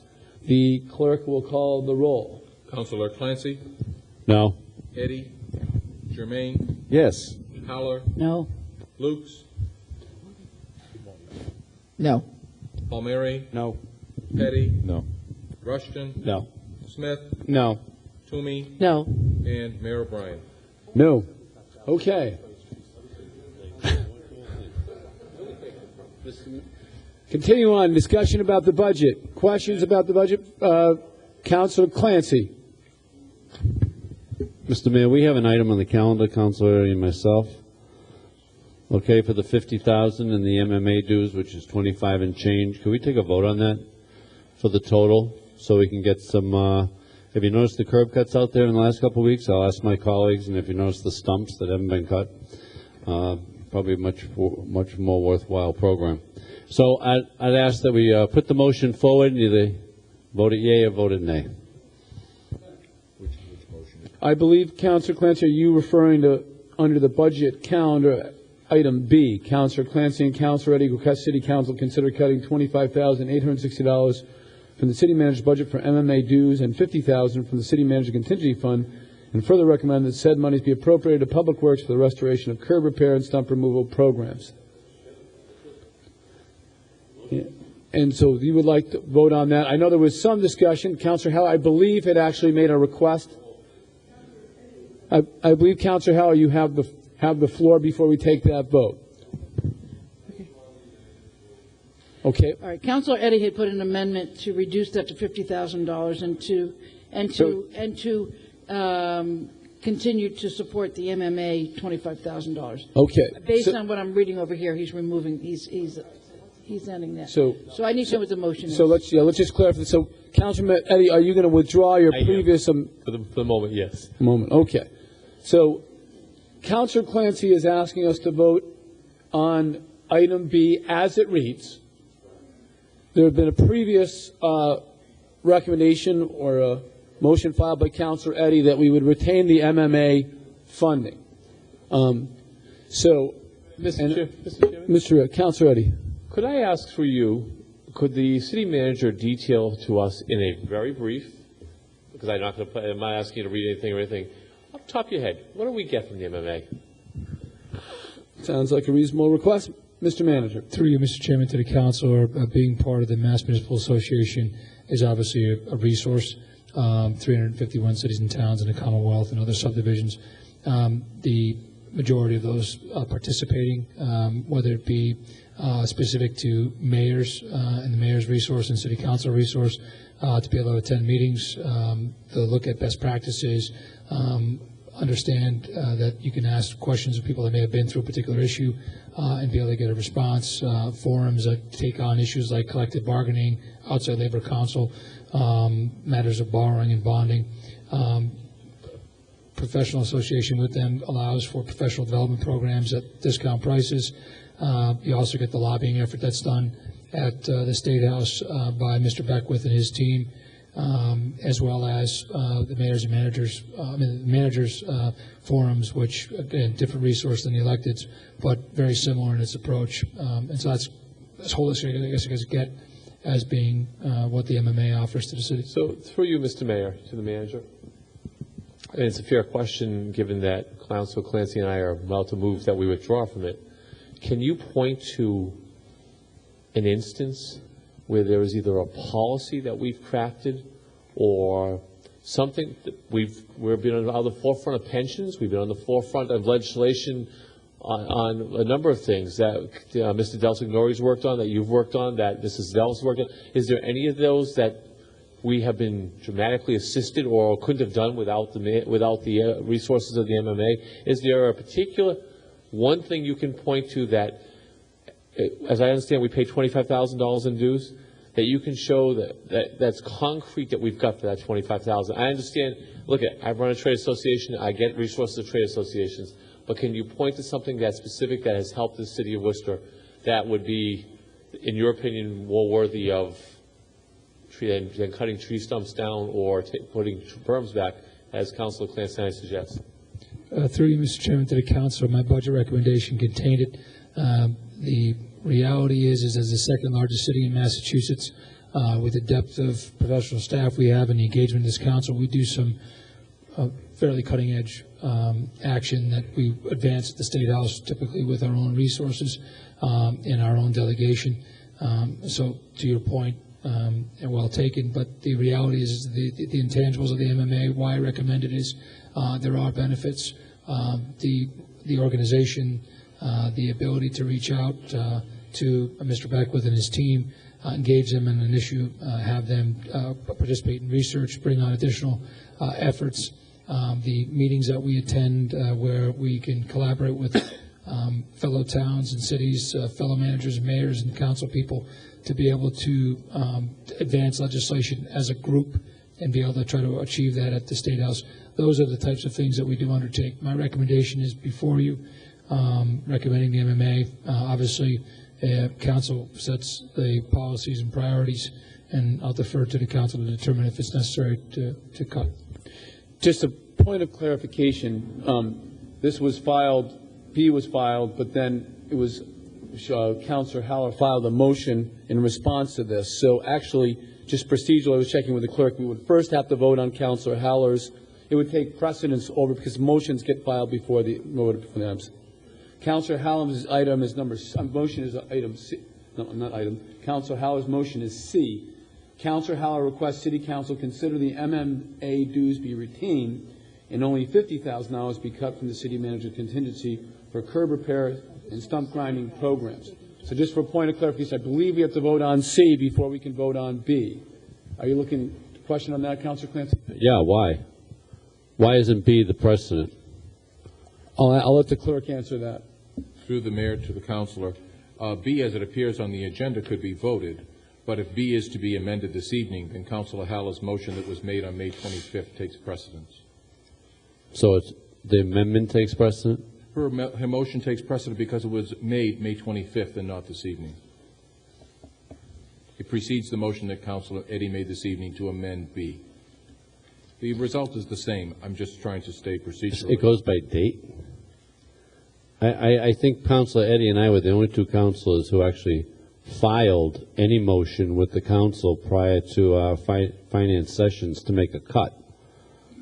Yes, Counselor, the item as it appears could be voted first, but if it's to be amended, my opinion is that C should be voted first because it in effect is has the same effect. And just to clarification, I believe that you actually filed this one, actually, and that if you look at our rules, and I could be wrong, but if I remember reading the rules at the beginning of this process, then when you make a motion to amend an item, that the motion gets voted first, which she made a motion, which is C, I believe. You actually filed this as a written cut. You actually filed it. Therefore, it is an item that appears on our calendar, correct? And it was a motion to amend that was filed by Councilor Hell, and I believe the motion to amend proceeds before you actually vote on the item. I believe that is in our council rules, but I could be wrong. What? B was filed as part of the regular council calendar, but in the discussion that was held, there was a motion was filed, part of that discussion, which was C, and I believe motions precede the vote on the item. I could be incorrect, but I'd look for clarification.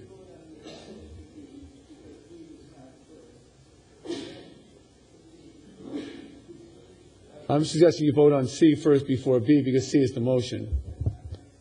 Okay. I'm just trying to follow I'm just trying to clarify what I understand to be the rules. I'm more than happy to do whatever people can. Is it helpful if I ask Mr. Mayor to amend Councilor Clancy's and Councilor Eddy's order to reduce $50,000 only from the city manager's contingency fund and do not cut $25,860 from the city manager's budget for MMA dues? So I think that would procedurally make that would be voted first. But before doing so, we'll have Councilor Clancy and a member of the audience would like to address the council. So we'll take Councilor Clancy, and then we will. Well, you could just do each one separately. The 50, it's a separate budget item on each one. So you could do the 50, and then you could do the 25. Okay. All right. Is that fine? That Great. sounds good. All right. Just Councilor Petty. Just a quick statement. Anyways, I thought last week it was stated that the 50,000 would remain, and the commission was going to try to find the other money through the year to subsidize it. So either way, we're going to end up the same result. No matter what we vote here tonight, we're going to end up. I believe at that was the discussion at that time. So, motion to suspend the rules to allow a member of the audience to address us briefly specific to this item. Okay. Well, in favor, opposed, voted. Joe Hart, Worcester. I spoke about this last time, but it was very late in the day or the night. Again, I just make a plea for more communication, more information, and less isolation. Worcester is incredibly isolated. We need more information. With this MMA subscription, with this MMA membership, you get a free subscription, as I said last time, to the State House News. I found this out when I was trying to check the price of a subscription. And, of course, whatever that was, it's out of sight anyway. But there's a thing on their website that says that anybody with a subscription, with a membership in the MMA, gets a free subscription. And, of course, obviously it goes to the city manager. So I would like, again, for him to donate this to some device in the council chambers that would be accessible to interested parties. And, of course, everybody here comes first. I think it would be very, very good for Worcester. It's incredibly isolated. Let's kill it. Not kill the motion, let's kill the isolation. Thank you. Okay, thank you very much, ma'am. Okay, so we're going to separate these out, and we're going to vote them in two.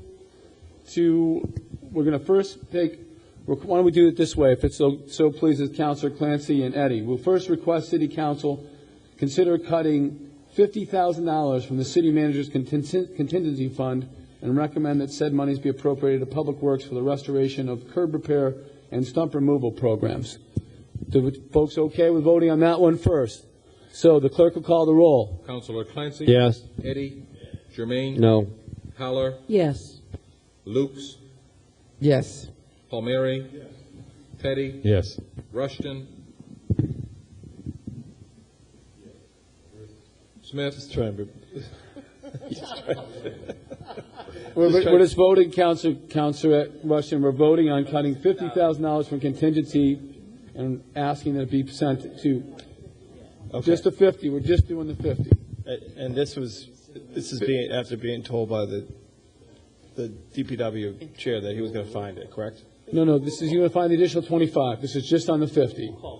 Could we just say, get an answer, Councilor Rushton, yes or no? So the MMAs be retained. No, wait. Mr. Chairman. Councilor Rushton, let me repeat what I just actually did. Go right ahead. And just open those ears here. Here we go. I read City Councilor Clancy and Councilor Eddy request City Council consider cutting $50,000 from the City Manager Contingency Fund and further recommend that said monies be appropriated to Public Works for restoration of curb repair and stump removal programs. We are only voting on the 50,000 because we agreed to separate those out. Could the mayor, Yes, you voted yes. Okay. Can we continue on? Yes. Toomey Yes. and Mayor O'Brien. Yes. Now, maybe before we actually take a roll call, if you have additional questions, I would ask that you raise your hand and be recognized so we can continue and have at least an orderly roll call. Point of order, Mr. Chairman. Perhaps the chairman could instruct the members of what their options are, yes, no, or abstain. Second item. Okay. So, second, before we vote on, I believe Councilor Haller would the next vote we're going to take, or we're asking to take, is Councilor Clancy and Councilor Eddy request City Council consider cutting $25,860 from the City Manager's budget for MMA dues and further recommend that said monies be appropriated to the Public Works for the restoration of curb repair and stump removal programs.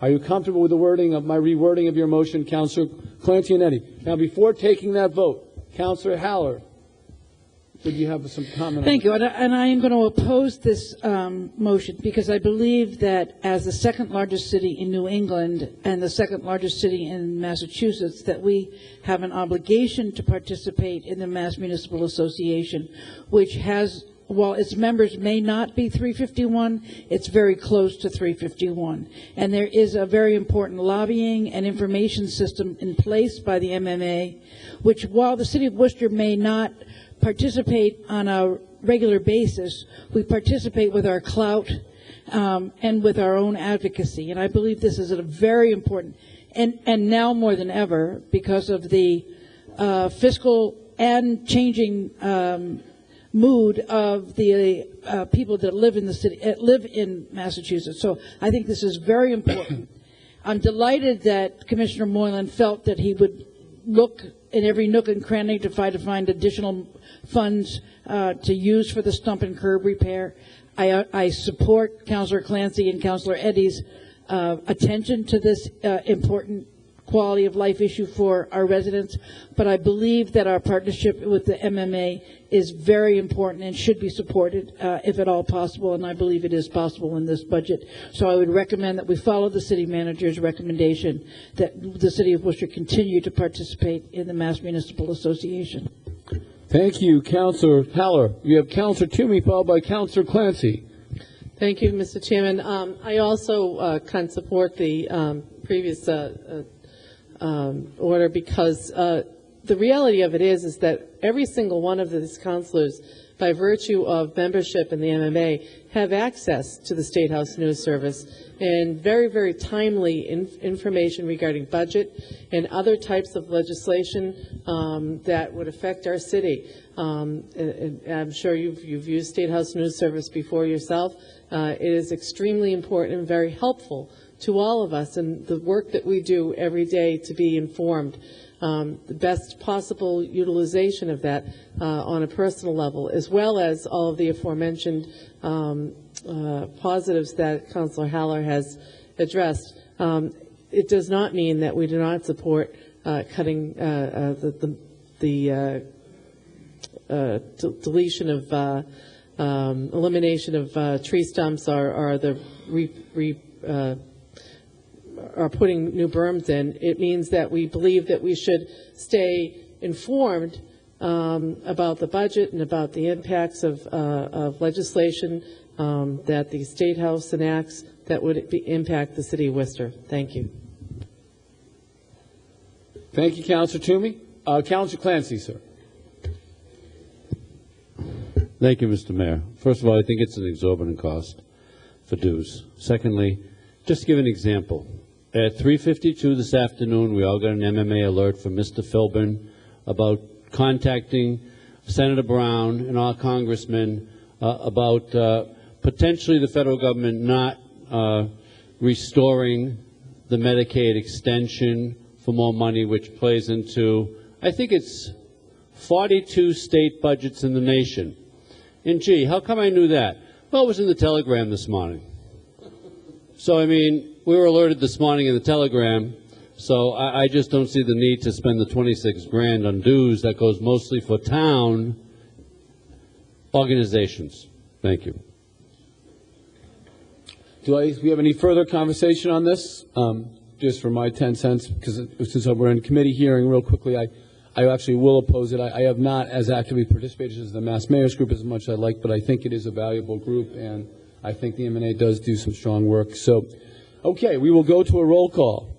Councilor Clancy. And we're voting on Councilor Clancy's and Councilor Eddy's recommendation to cut $25,860 from the city manager's budget for MMA dues and the corresponding request to be a transfer to stump removal and curb work. Is everyone clear about what we're voting for? Yeah. Yes, no, abstain. Councilor. I already voted. Councilor Clancy. Yes. Eddie. Jermaine. No. Haller. No. Lukes. Yes. Palmieri. Yes. Petty. No. Rushton. No. Smith. No. Toomey. No. And Mayor O'Brien. No. Motion fails. Motion fails. Okay. Total, an hour and a half. Now, do we have further questions or amendments or requests to file as part of our budget? Motion approved. Wait, okay. We have a motion to approve the budget from Councilor Clancy. A budget as amended, I would believe, but Councilor Rushton before doing so. He is quick. Through the chair to the city manager. On April 7th, I believe it was, April 7th, Councilor Petty put before your office a request to have you look at the alternatives to ERI, which is basically the early retirement that's being presented before the legislature.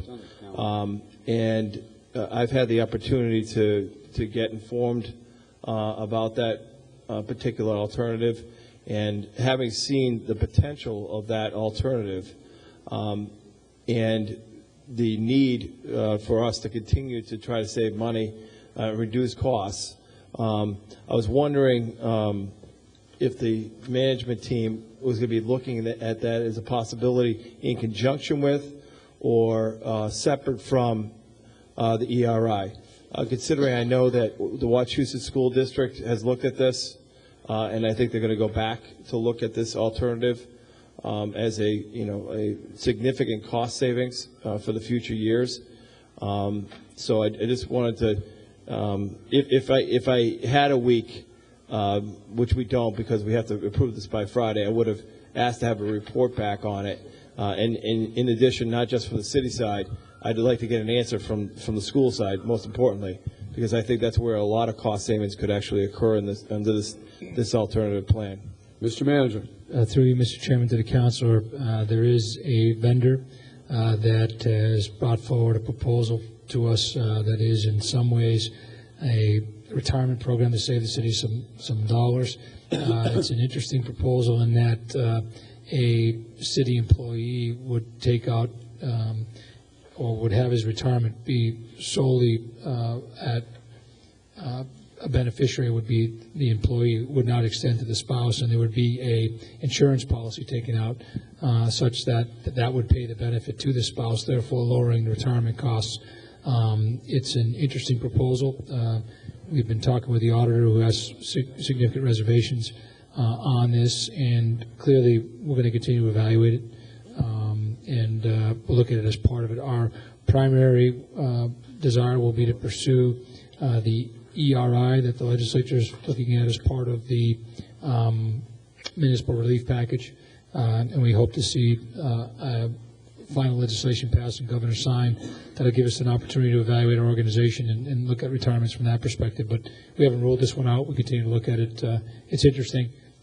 Based on my conversation with the vendor, there are, I think, some school systems in New York that have used it, but it hasn't been used extensively in Massachusetts yet, so it would be a bit of a pioneering effort. You mentioned the Wachusett School District may take advantage of it. So we may look at some other jurisdictions that take advantage, what the results are, because it would still be at the employee's option if they took advantage of it, and we have to look at all those issues before we make any decision. Sure. I guess the best part of the proposal is that it's a pioneering effort according to the way it's set out that really doesn't cost the city anything if it doesn't reach the numbers. So it's not like a huge risk for the city, but the potential gain is millions of dollars on a yearly basis. So obviously any time that we could save millions of dollars on a yearly basis, I think we have to take a real hard look.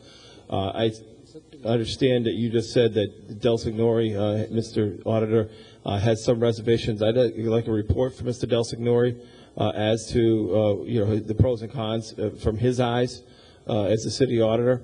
I'd also ask for a request from the school side as to their response on how they view this proposal that's been put forth, because from what I see, the school side, actually, there'll be more employees that would be more likely to opt into it. And obviously going to next year where school budget is going to be significant issues with funding, I think we have to get ahead of the curve on that. And I'd like to get that before the end of, before we recess for the summer. So I think it will be 2 or 3 weeks from now. Sound reasonable, Mr. Manager? Oh. Okay. All right. So on Mr. Councilor Rushton's request for a report, before doing so, do you want to comment on that, Councilor Clancy? Okay. All right, So appreciate it. Thank you. Councilor Rushton's request report, all in favor, opposed, so voted. Forgive me, I'm a little sick here. Councilor Lukes, do you want to ask a question about Councilor Rushton's or a separate one? Okay, Councilor Clancy, followed by Councilor Lukes on budget. Thank you, Mr. Mayor. Prior to my motion to approve the budget, could we take 19A off the council calendar, which is the approval of the water and sewer user charge, which we held until Councilor Eddy and Councilor Palmieri joined us? So just procedurally, I think what we would do is we would recess back to our city council meeting, take up item number 19A, is that correct, Yes, Councilor? and then come So back to finance. we'll recess back to council, so we're now back in full council, and we will go to item 19A, and I believe your recommendation is refer to finance, is that accurate? No, that's to approve. It's approve it. ordaining a roll call, so, well, approve or disapprove, whatever they want to do. Okay. So we are back in regular council meeting. We have recessed back to council. I don't think we need to take a vote on that, right? Correct? So we're recessing back to council. We are now taking up item 19A, and the request is to ordain on a roll call, which is the water and sewer rates. Correct. Is there any further discussion before taking the roll call? I'm sorry, could you clarify, Councilor Rushton? 6, the 6 is the number of votes needed to ordain on a roll call. Yes. Yes. Yes. No. No. Yes. Yes. No. Yes. So I believe the motion carries. Is that accurate? 7-4. 8-3, my apologies. Councilor Haller? Some time ago, I had asked, and I believe we had passed and agreed that at the end of a vote that we would get the actual vote count, and I would appreciate if we could do that. Excellent. Thank you, Councilor Haller. The vote, I believe, was 8-3. Mr. Clerk, could you report the vote back? Yes, Councilor. Through the mayor, the roll call was 8 in favor, 3 in opposition to the new water and sewer rates. And now, do we need to have a motion to suspend the rules that take it under reconsideration? So we'll entertain Councilor Clancy's recommendation to suspend the rules to reconsider the item. Councilor Clancy? Yes. Eddy? Yes. Jermaine? Yes. Haller? Yes. Lukes? Yes. Palmieri? Yes. Petty? Yes. Rushton? Yes. Smith? No. Toomey? Yes. And Mayor Lukes. Mayor O'Brien? Yes. And now, under Councilor Clancy's request to reconsider. Roll call. No. Councilor Eddy? Jermaine? No. Haller? No. Lukes? Yes. Mary? Petty? No. Rushton? Smith? Yes. Toomey? No. And Mayor O'Brien? No. Okay, would the clerk kindly have to read the results of the vote? The motion to suspend the rules to reconsider was 10 in favor, 1 in opposition, and the motion for reconsideration was 2 in favor and 9 in opposition. Councilor Jermaine? Are we still under suspension? We're actually still under suspension. I believe we are still in council. We are no longer under suspension because we suspended the rules to reconsider. I don't know where we stand, but can we suspend the rules and take 17A and B out of order? If it's out of order, Mr. Madnick's been sitting here for quite a while and would like to speak on that. I think that sounds like a reasonable request. My apologies, Mr. Madnick. So there is a request that we suspend the rules to take 17A and B out of order. So we will, and further, Councilor Jermaine request we suspend the rules so Mr. Madnick can address the council. All in favor, opposed, so voted. Mr. Madnick. Thank you, Ron Madnick, Director, Worcester County Chapter, American Civil Liberties Union of Massachusetts. First, I want to thank the Rules Committee for the hearing that was held on our 2 petitions and for recommending that items 17A and 17B be accepted and adopted by the full council. The first petition calls for a public access open forum, which would take place up to 30 minutes after the pledge, the Star-Spangled Banner, and the roll call. The mayor can announce, we will have a public open forum in which any citizen can talk on any item on tonight's agenda. Is there anyone who wishes to speak? Also, when a person's item first comes up on the agenda, you will be allowed to speak on your item at that time. Just walk over to the microphone. On some city councilor agendas, there used to be, but not tonight, a 4th item called items of public interest. It's not there tonight. Oh, I'm sorry, I must have missed it then. I have some other agendas out here, and the ones I had, it wasn't on there, but I may not have them all. Thank you very much for the correction. Just so you know, you had the Finance Committee agenda. That's why I didn't appear. I appreciate that. Thank you. Perhaps item 4, items of citizens' interest, was intended to do exactly what the Worcester County chapter of the ACLUM is asking for, an opportunity for citizens to speak on any item that is on the agenda for that evening. The cities of Fitchburg and Leominster and the towns of Spencer, Brookfield, North Brookfield, Ashburnham, Millbury, and others in Worcester County have such a public open access period. I have spoken at 2 of them.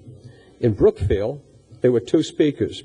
It took about 6 minutes before the selectmen went on to the next item. In Fitchburg, I've spoken a number of times. Usually, there are a few speakers, and the council moves on to the next item. There may be people with young children who need to get home to prepare for the next school day. They can speak and then leave. It's convenience. There are certain safeguards built into the proposal. First, a person can only talk on an item that is on the agenda.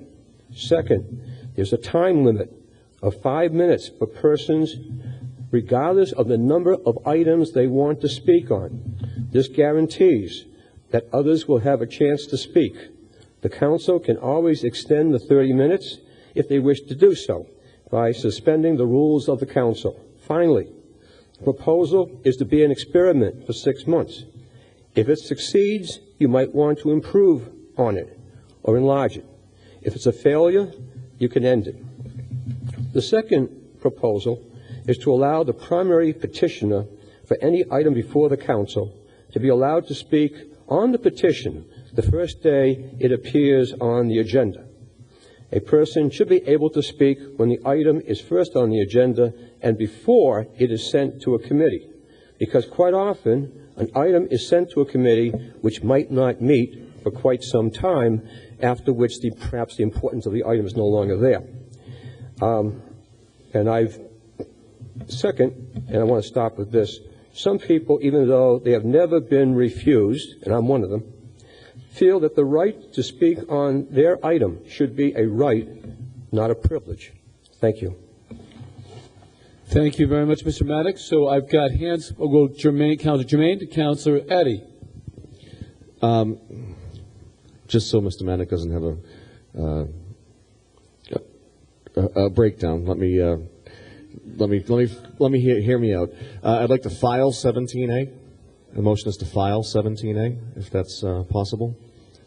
And I'd like to amend 17B, if that's possible. I actually believe, just clarification, you can't amend the report from the committee, I don't believe.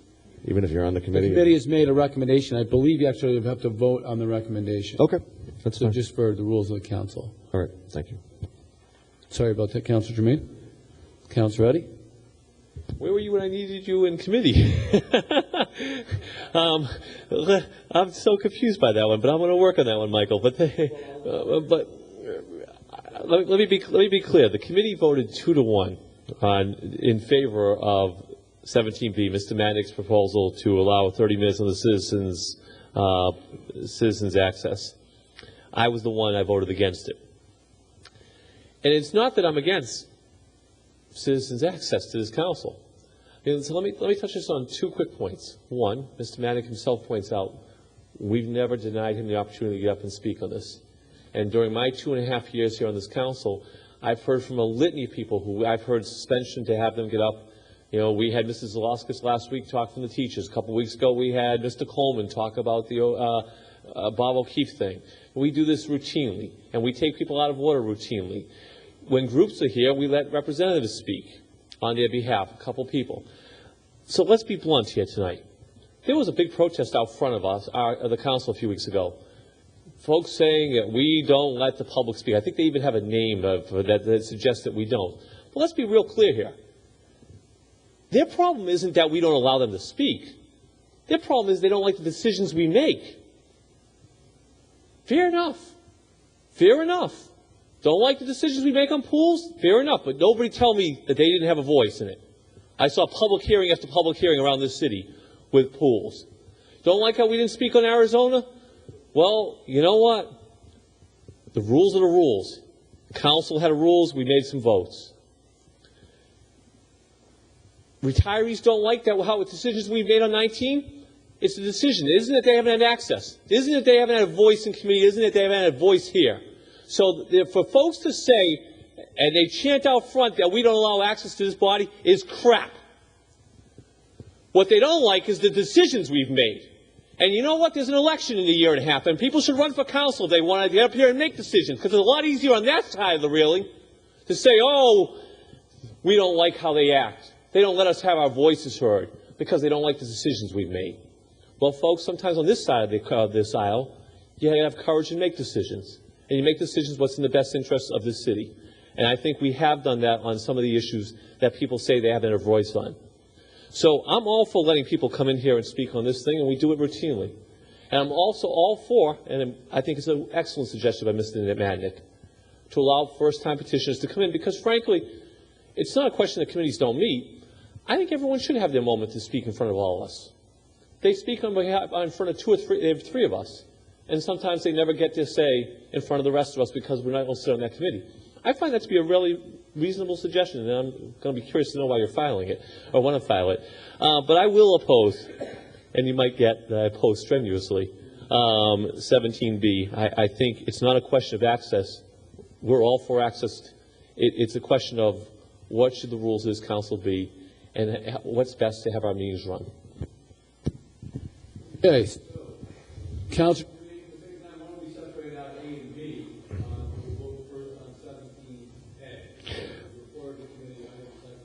The reason I had said file, which I guess now I know I can't, is that there was, when I left the meeting and the way I had voted, there was some confusion, and it seemed like that it looks like reading 17A was to allow people to speak on their petition when it came up, whenever it came up, whereas 17B was to allow people 30 minutes before the meeting started to talk on their petition if it was there.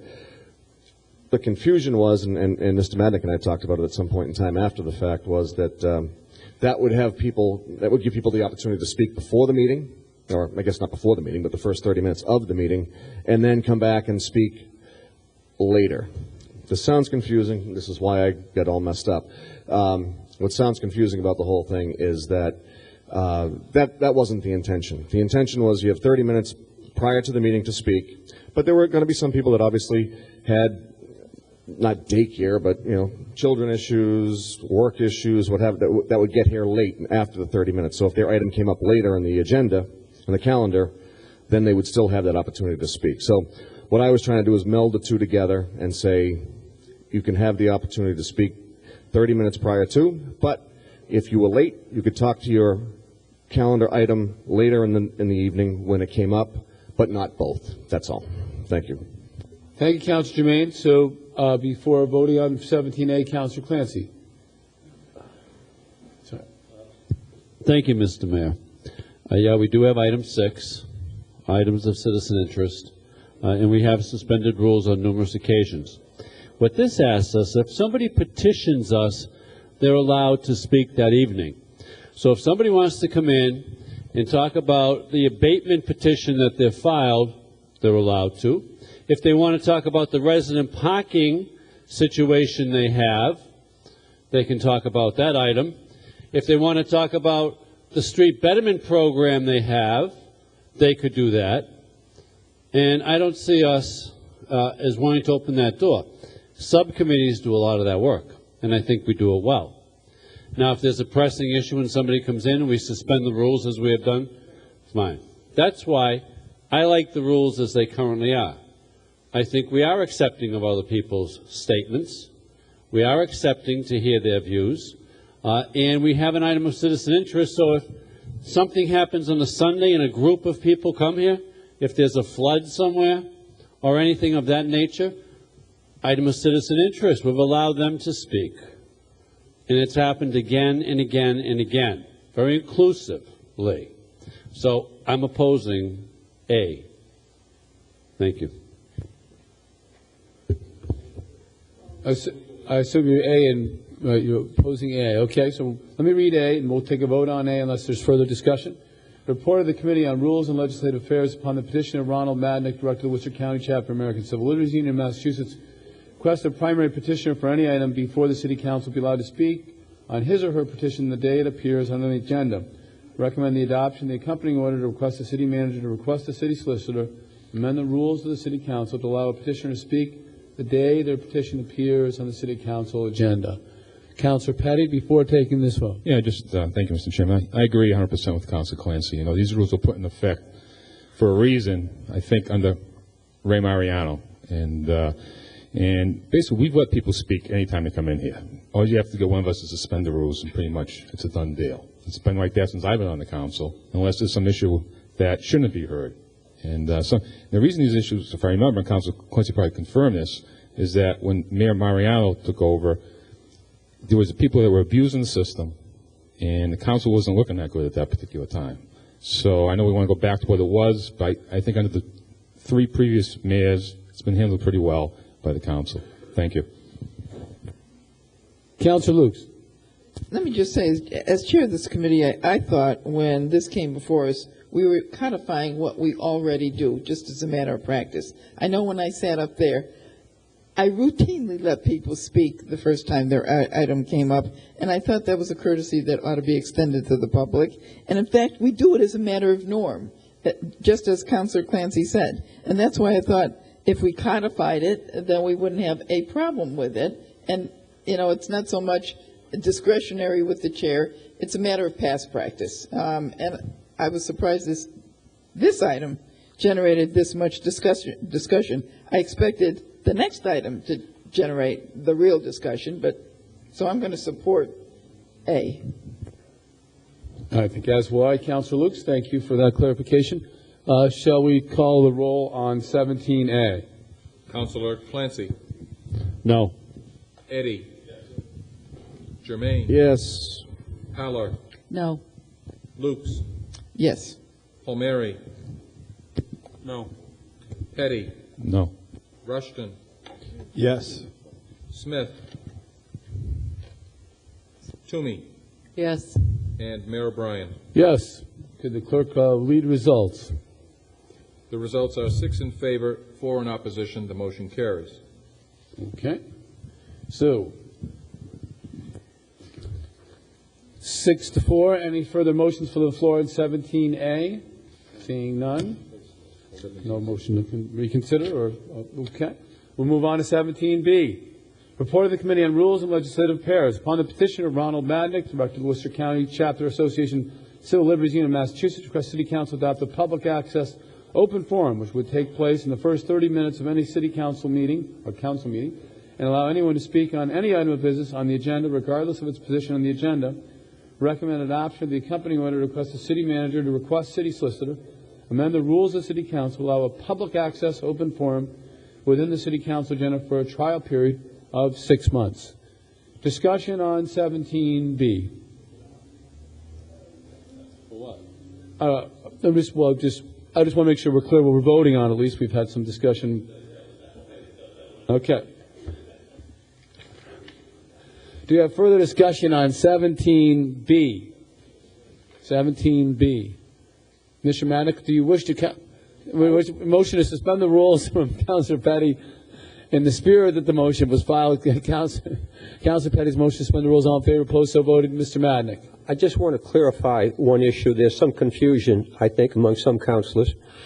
It's not meant that the person who files a petition is the only person allowed to speak in those 30 minutes.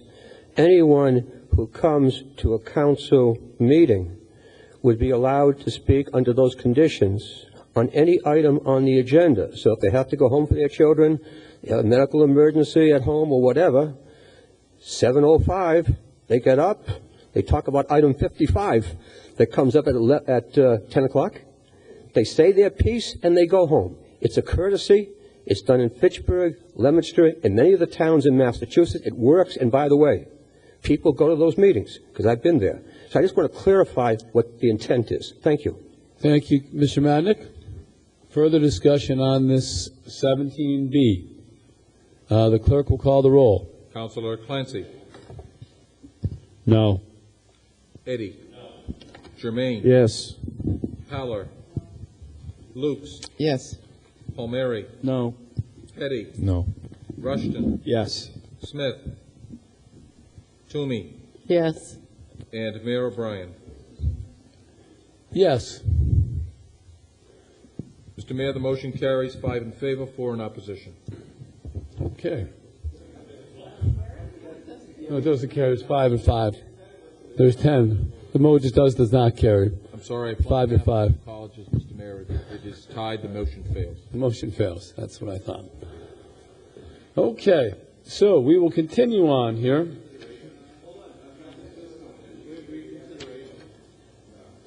You want to what motion reconsider?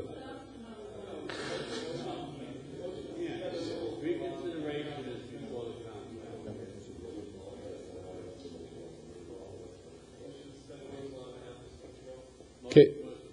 Okay. First of all, we got a motion on the floor from Councilor Clancy to suspend the rules to reconsider the item. So I'm just trying to.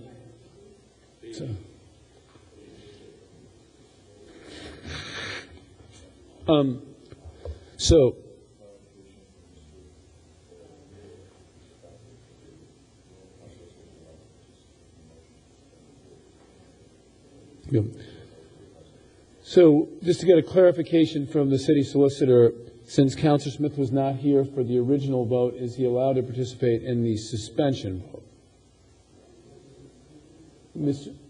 The answer is yes. He says yes. So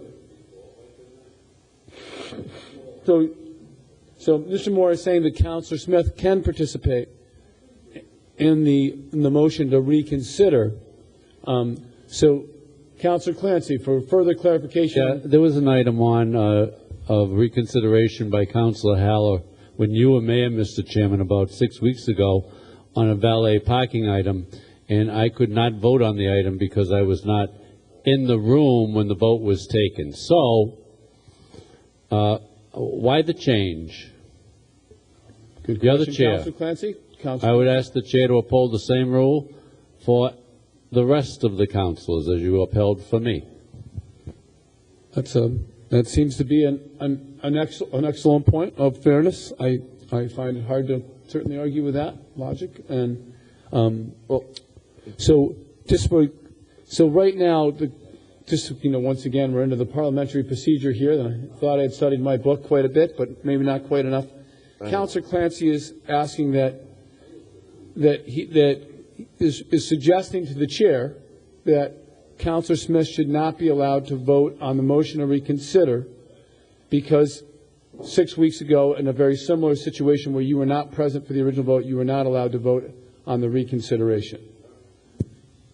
And that seems to be a valid point. Councillor Haller. It may be a valid point, but I think we should just follow the regulation, the rules, Robert's rules, the rules of this chamber. And if you made a mistake 3 weeks ago, then that's unfortunate. But I want to just know what the rules are, and I think we should just follow the rules. Okay. So why don't we recognize the city solicitor who's going to get up to clarify the rules. And if I made a mistake 6 weeks ago, I will certainly jump on my sword as well. But I'm going to need one after tonight. Council, if we could please recognize the city solicitor who will provide some clarification on the rules. Mr. Solicitor. Mr. Mayor, the rule for reconsideration is Rule 41 in the council rules. I just want to read it. A motion to reconsider an item may be made at any time within 48 hours after the item has been decided, provided that the motion to reconsider has been accepted by a 2/3 vote of the members of the City Council. However, no more than one motion for reconsideration of any vote shall be entertained, and in the computation of 48 hours, Saturday and Sunday are excluded. So a motion to reconsider is properly before the body, and it takes a 2/3 vote to pass it. I don't know the circumstances from involving Councillor Clancy's, but there's no restriction in the rule. I think so. Okay. So there's two clear points here. If you would remain with us just for one moment, please, and I apologize for my relative newness to this. If we could just add a point of order to the chamber. Two things. I think it sounds like I made a mistake 6 weeks ago. Sounds to me that actually all members of the council can vote on reconsideration, but it is important. You also said that 2/3 need to vote for that reconsideration. That's correct. So I want to clarify that the 17B failed because it was 5-5. Okay, the clerk would like to be heard on this. It's been an interesting night. Certainly not a night I should have been sick. Mr. Clerk. Not to further muddy the waters, but the council does have a rule that any situation which is not clarified in the rules, we revert to Robert's rules. And in Robert's rules, there is a citation that says that that the vote for reconsideration may be taken at a time when there are as many members present as there were when the vote was passed. And that's the inference to which Councillor Clancy is referring, and it is the practice of not only council under you, but under previous chairs. And that's the reason why I'm speaking. Okay, Councillor Haller, why don't we just try to kind of keep some sort of, I'd like to point out on a practical viewpoint that this item failed 5-5 at a 5-5 vote, and that 7 members would have to vote to reconsider the item. Right? Eight, that's correct. We have to vote to reconsider the item. Okay. All right. So we have a motion on the floor to reconsider. We have left unresolved whether or not Councillor Smith is going to be able to vote on this item. Can Councillor Smith vote on reconsideration? And before doing that, Councillor Lukes and Councillor Germain. To further complicate this, can I hold this under privilege right now? No, I want to make sure the rules that we're following are correct, because I think this is getting so involved that it's only going to add to the confusion. And frankly, if this city council is going to vote on rules that affect its behavior, I personally want more than a 5-6 vote, because there's always going to be some concern about people not coming in on time, frankly, and thinking that this is not an appropriate way to start a meeting, just to listen to citizens who may or may not have valid petitions on the agenda. Some concerns have been expressed to me that it may end up being just a soapbox, and we know who those folks are because they've come before the council before. Okay, so right now, Is it arguable? All right. We're gonna. All right. Well, that's why I asked it. She's asking for a clarification. Can she hold this item? That's all I was asking. The clerk is indicating she cannot because she can only hold an actual item. Is that correct, Mr. Moore? It's already been voted, so therefore she's asking if she can hold it under privilege after it's already been voted. Mr. Chairman, this is going to get worse before it gets better. I'm going to read the charter provision, and I think before I do, I think the intent of the charter provision is to say before final adoption of a measure. But the way the charter phrases it, it says of a measure, and then it defines a measure to be any action of the city council, which we have in the past said means any motion to do anything. So a motion to reconsider under that idea would be subject to a charter hold, although I don't think it's consistent with the intent. And I would suggest it's up to a ruling of the chair to determine how the body will proceed. So let me read the rule, and then you can take it from there. All guidance would be helpful, I agree. On the first occasion that the question of adopting any measure is put to the city council, except an emergency measure, if a single member objects to taking of a vote, the vote shall be postponed until the next regular meeting.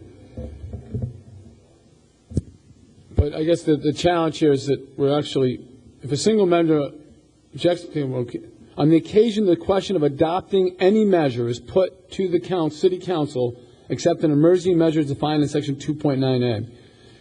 On the first occasion the question of adopting any measure is put before the council, there already has been a measure put before the council for adoption that was rejected, right? So that would be clear to me. So it says that in those circumstances, it can be held under privilege. But since that measure has already been, something has been put before the council that has been voted on. Therefore, I'm not sure how this would actually apply since it's already been voted. Mr. Chairman, I think that's a fair interpretation of the charter and the rule, and obviously any interpretation, as we did a few weeks ago, the rulings of the chair are always subject to a challenge. But again, okay. So, Councilor Jermaine, would you like to make a comment before I make a ruling from the chair? Well, my question, Mr. Mayor, is that maybe the motion is that Councilor Lukes would like to hold under personal privilege would be the motion to reconsider. And then, yeah, is that what you're trying to hold? Okay. So we can hold that until next week, and I can try and rally the troops and see what happens. I think Councilor Lukes is making what I think is a fairly valid point, though. She is saying that we're about to make a significant rule change to the operation of the Worcester City Council. And I'm recognizing, although this has gone before committee and had discussion in committee, it is a fairly significant rule change that will impact the deliberations and the process of this council. And I think she is suggesting that it might be in the best interest of this council that we build broader consensus so that when we make an operational change, there's broader support amongst the members for that. I don't want to put words in your mouth, Councilor Lukes, but I believe that's what you're implying. Well said. So I'm actually going to recognize from the chair Councilor Lukes' ability to hold this for a week, so we can kind of come back with perhaps a proposal that would be more acceptable to the members. So right now, actually, there's only one option you have. I have recognized Councilor Lukes' ability to hold that under our charter, Mr. Chairman. and you can actually call for a challenge to the Mr. Chairman, I withdraw my motion for reconsideration. It's withdrawn. Okay. So you have nothing to hold. Good night. Isn't it too late to do that? Actually, I believe he can withdraw his motion anytime prior to the actual vote. So I am going to recognize Councilor Clancy's withdrawal of this motion, and I suggest we all go back to the drawing board on this one. And with that being said, okay, let's just, in the interest of quorum, let's just kind of continue. So the motion, I believe, is to withdraw Mr. Mayor, all he's withdrawing is the motion to reconsider. Any member of the council can file a motion to consider within 48 or 72 hours. You are welcome to do that at any point. I believe, Mr. Moore, you're welcome to do that. So therefore, I don't see why there needs to be further conversation. Matter of fact, under our current rules, I believe when a motion is made to hold under privilege that ends conversation. Well, which is why then that motion shouldn't have been able to be withdrawn. But, Mr. Mayor, I would like to make a comment. Councilor Clancy just said it was the committee that screwed it up.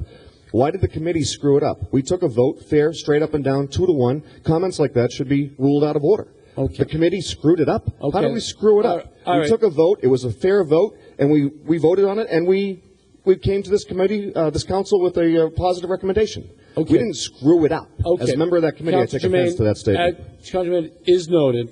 Okay, and this is my fault for allowing this to go on as long as I did, and I will apologize to the members of the council. I am recognizing Councilor Luke's ability to hold this item, and Councilor Clancy has made a motion to withdraw it. If Councilor Lukes would like to allow that to be withdrawn, we can continue on. Councilor Lukes? Only if I can make a subsequent motion. I will withdraw my motion to hold under privilege if I can make the motion to recommit this back to committee. Can we have some consensus on that so it doesn't revisit us next week? Motion to recommit to the committee. And we'll call, Put a parliamentary inquiry, Mr. Chairman. Okay. This has, as I understand it, right.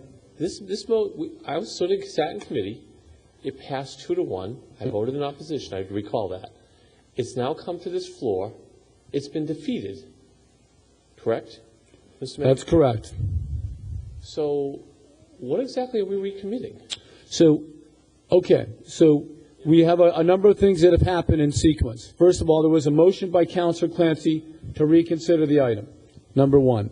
There was a request for a rules clarification whether Councilor Smith, who at the time was not in the room, was able to vote on that motion to reconsider. I understand where you're going, so I'm just going to make sure we're all clear in the litany of this here. There was then a motion made by Councilor Lukes that she would like to hold the reconsider vote under privilege. I was going to recognize that, but then it was my understanding that Councilor Clancy was going to withdraw. So let's do this. So just because I would like to bring this to some closure, if we may.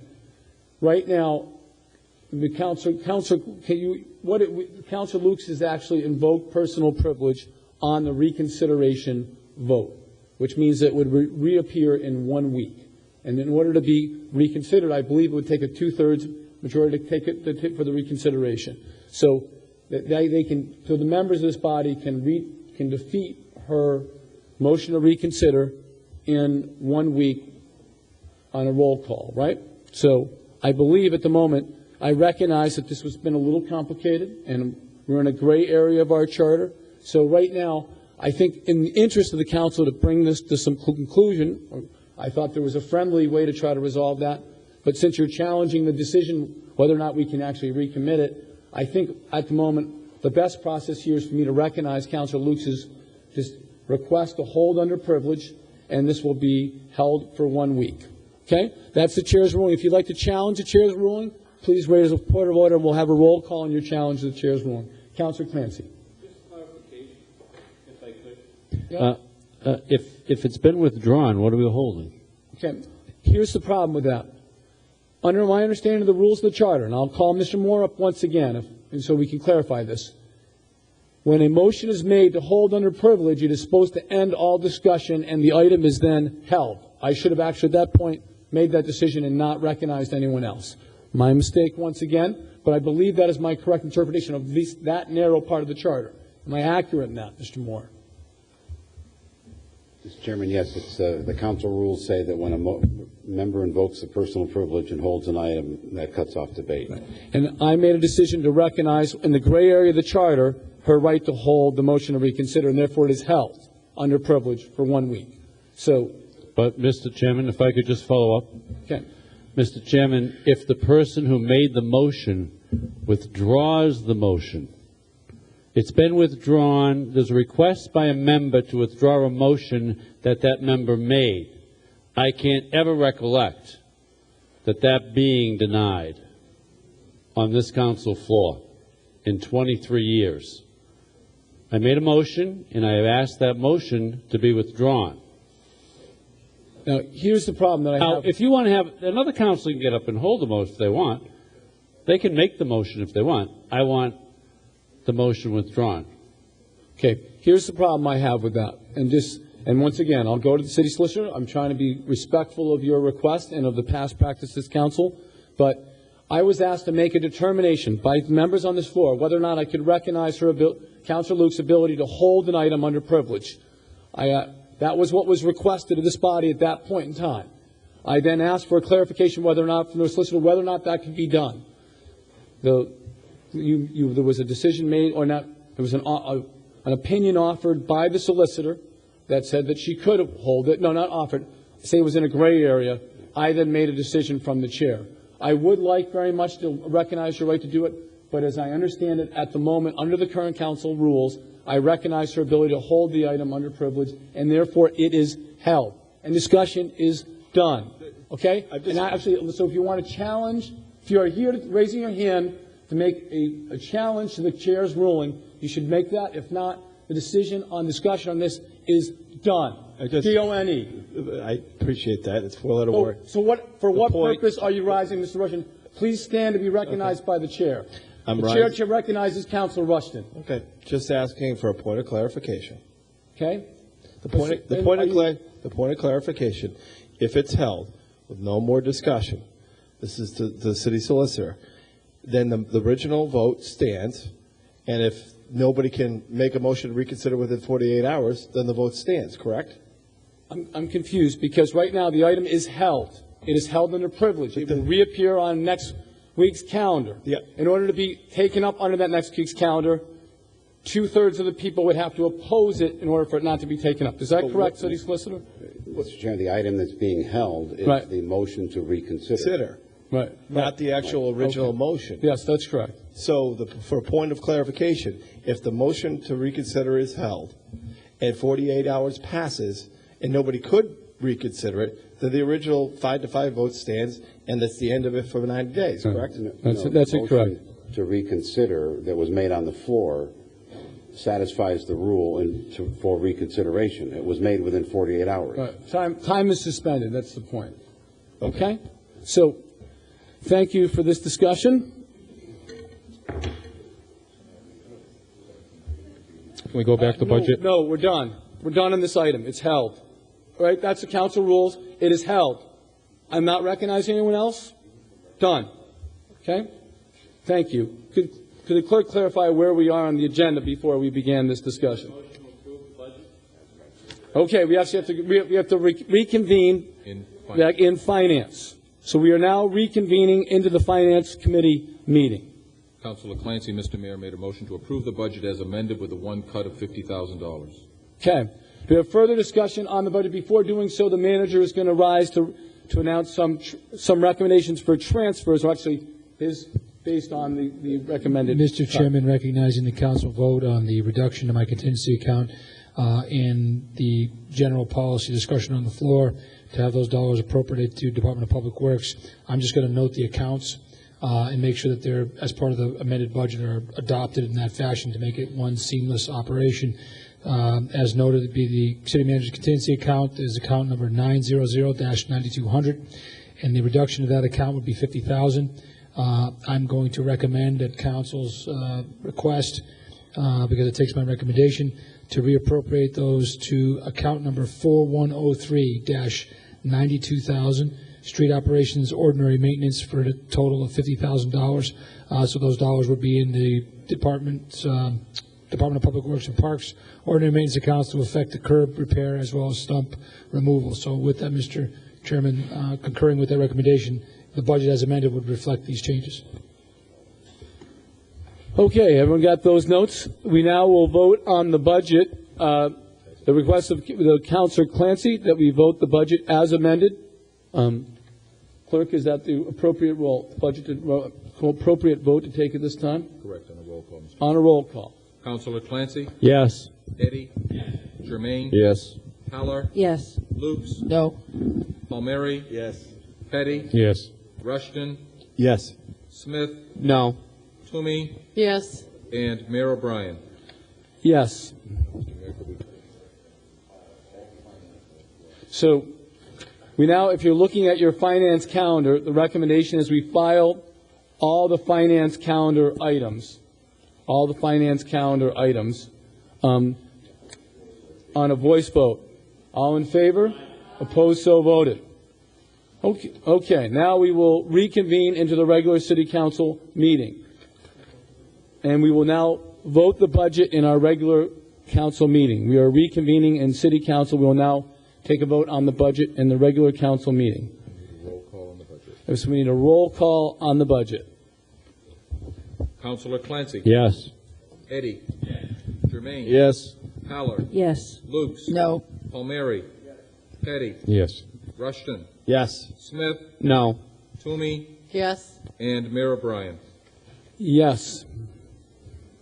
And we're filing all of those items as well. So all those items are, and I'm sorry, do we have to still make a motion to file? File all the items from. And then a motion to file all the remaining items in finance. All in favor, opposed, so voted. I believe the only items left, Mr. Mayor, are numbers 11E, F, and G, the orders from Councilor Palmieri. Councilor Palmieri, items E, F, and G. 11E, F, and G.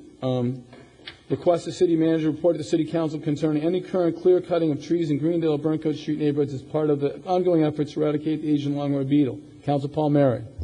Thank you, Mr. Chairman. Sorry it was a bit tardy. But on this particular issue, I know that we haven't heard much about any clear cutting in the Greendale Burncoat neighborhood, and I just wanted certainly the administration to clarify whether not only in the Greendale Burncoat neighborhood, but in any neighborhood in the city of Worcester, whether it's Salisbury Street or on Worcester's East, whether there's been any clear cutting over the past year, and what is the plan? And I'd also probably would amend it to, has there been any clear cutting in any of the towns? Since the only place that there was originally clear cutting was the Burncoat. I can't hear while Councilor Jermaine's talking.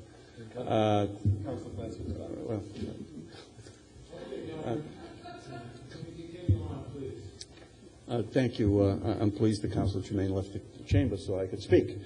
Thank you. But so, and even in the towns would be helpful.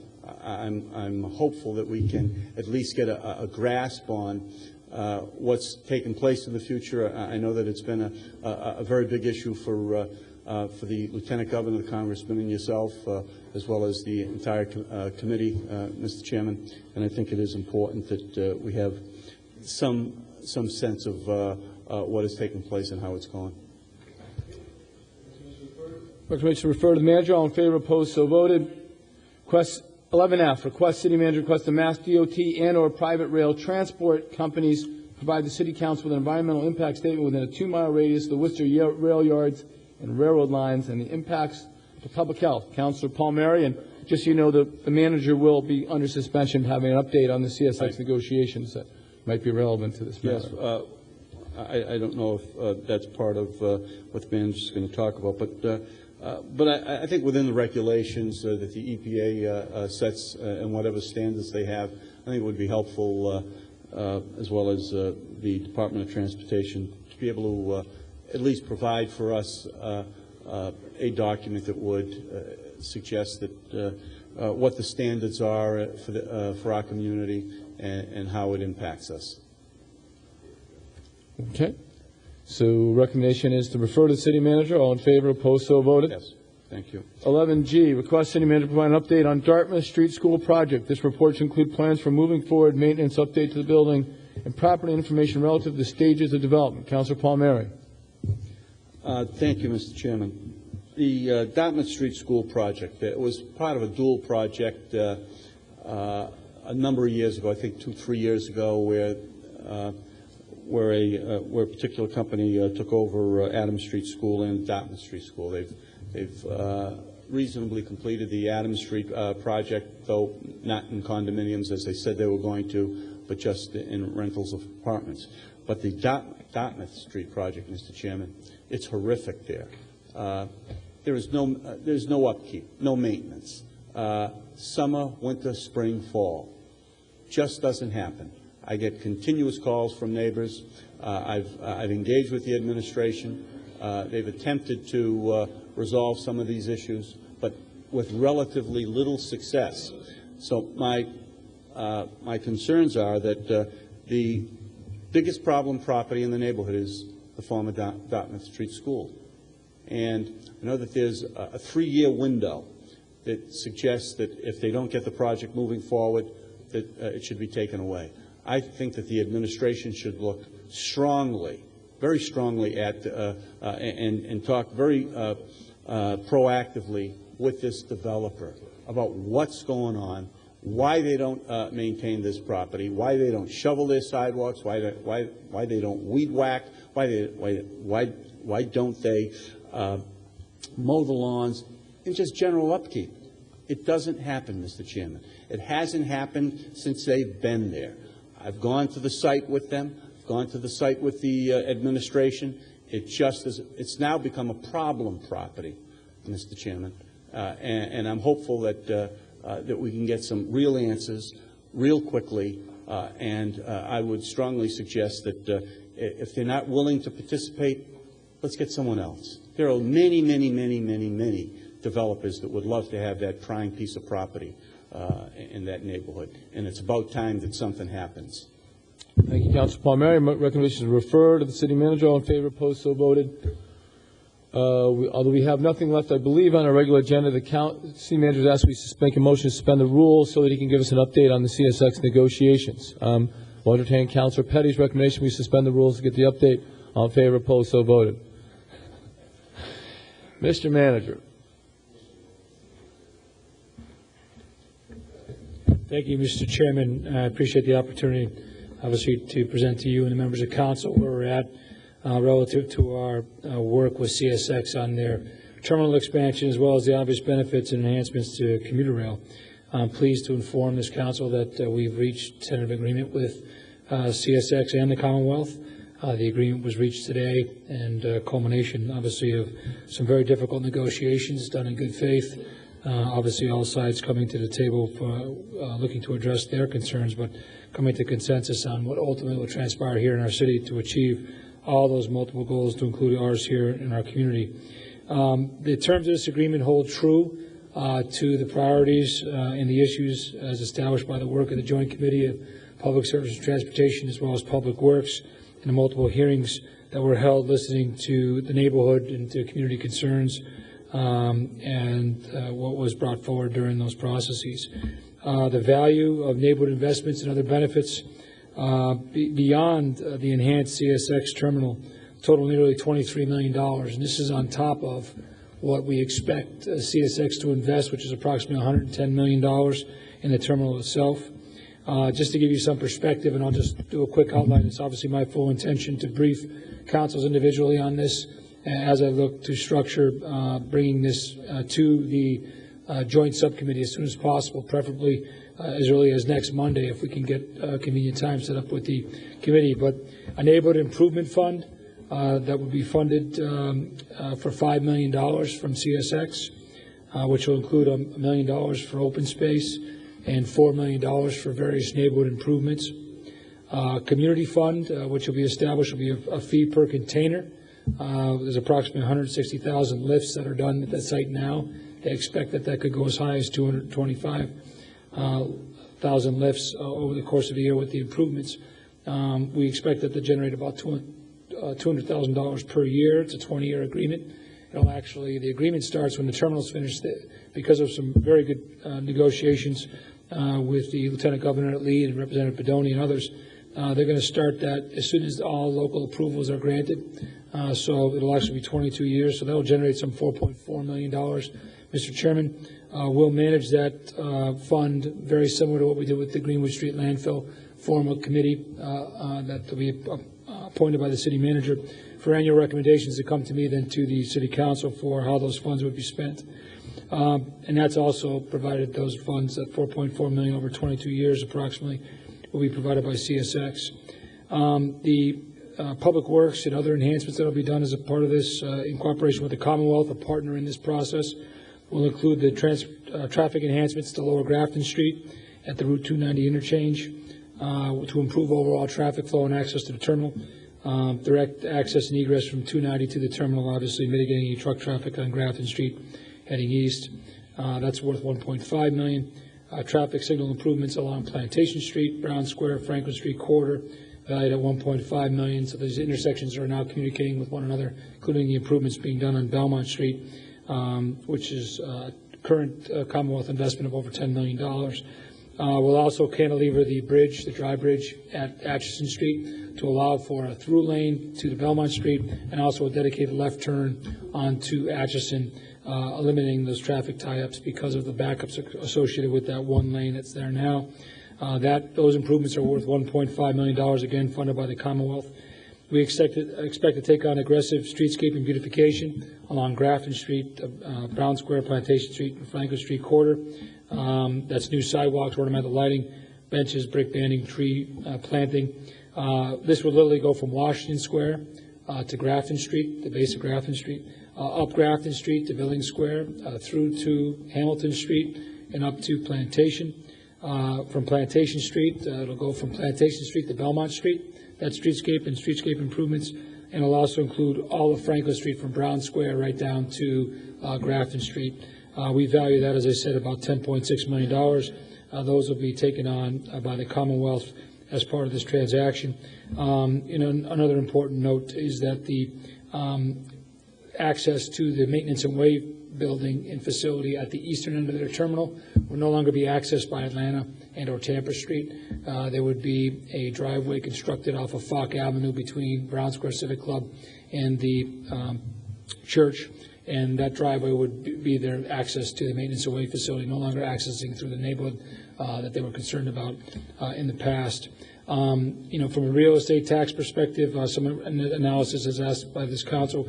We expect the aggregate for the existing properties and their current value and use, and the new development and the acquisition of those properties by CSX, same property, outline 50 acres. We expect the net new tax revenue as a result of this to range between $50,000 to $750,000 of new revenue to the city as a result of this total project. The jobs are pretty straightforward. We've talked about them in this council. Approximately 400 construction jobs over a 2-year period, as well as the permanent jobs ranging up to 50. And we've gone through the green yard attributes and the effect of energy efficient trains, new quieter tracks, as well as the landscaping, natural sound barriers, and beautification that will be done. And then the obvious commuter rail enhancements, additional 25 trains by 2012, including express trains, an expanded schedule to and from Boston. And there'll be exciting announcements as early as this weekend about what that might mean beyond South Station. So with that, Mr. Chairman, the total to the city as a result of this project beyond the $110 million that's being invested by CSX and the obvious benefits from an economic development perspective is some $23 million based on the deal that was struck. Still the final pen going to those details. It is being reported in the Telegram this evening because it did get out into the media, and so I thought it was important that I brief the council on the details of this. I do expect private briefings for the balance of this week, and my goal would be to bring this package and amendments to the subcommittee as early as next week, preferably on Monday if the co-chairs in the committee would be willing to schedule a meeting. Thank you, Mr. Chairman. Councilor Clancy and then Councilor Palmieri, are we just on, do we have a date for a subcommittee meeting? Or Councilor Petty? We are planning on Monday, this Monday coming at 7 p.m. Monday at 7 p.m. Okay. Thank you very much, Councilor Petty and Clancy. Councilor Palmieri.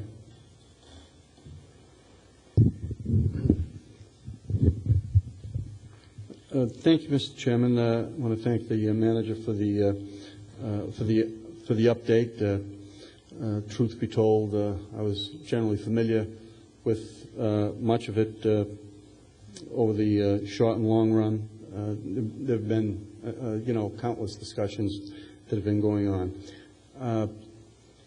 And I do look, and I'm pleased that Councilor Petty and Councilor Clancy are announcing a public meeting on Monday. I've received countless calls over the course of the last several weeks asking whether we were going to have another public meeting and whether we were going to have a subcommittee meeting as well. And I wasn't certain up until sometime today that there was at least some general agreements about what CSX finally has come to the table with. And I think part of the statement that I'd like to read is this. I think most of the agreement responds to the question from the CSX neighbors. What about us? This agreement, I think, has embraced many important issues that our community has asked for the past 10 years, and that goes from Plantation Street to Franklin Street to Grafton to Hamilton to Shrewsbury Street, as well as the Canal Zone. Pretty large area. And part of what the manager has talked about tonight embraces certainly many of the important issues of the day. So without question, I look forward to the subcommittee meeting. I look forward to the response from the community. You'll be reading it in the paper tomorrow. I would imagine it'll be an in-depth story about all of what the manager has talked about tonight. I know that I'm going to add something to it. There was one issue that hadn't been raised, not quite resolved yet officially, and that's what the paper generally just wrote about. They only wrote about one thing. They only wrote about Putnam Lane. They didn't write about what this document has and the people that have dealt with it over the past number of months. But on the Putnam Lane side, which won't be part of the formal agreement, but in my discussions with Representative Pedoni, he had, after having a number of discussions with him, had privately financed through his committee, an independent engineer to take a look at the Putnam Lane issue. There are no certainly final conclusions to that, though I would suspect that there might not be much of a change from what the state and the city has looked at. And as well as, I think part of this ongoing discussion on Putnam Lane as being one facet of this very complex agreement, there has been agreement that if the people in the community want to hire their own private engineer to take a look at Putnam Lane, they can do it on their dime. They can have it vetted, but it won't be part of the agreement as this stands now, because that is a very complicated piece of property, and I think that we ought to know and understand that as well.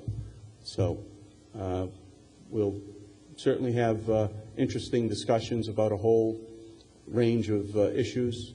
I can appreciate the Lieutenant Governor's intervention in being able to, as well as Representative Pedoni and the manager, in getting this agreement in record time.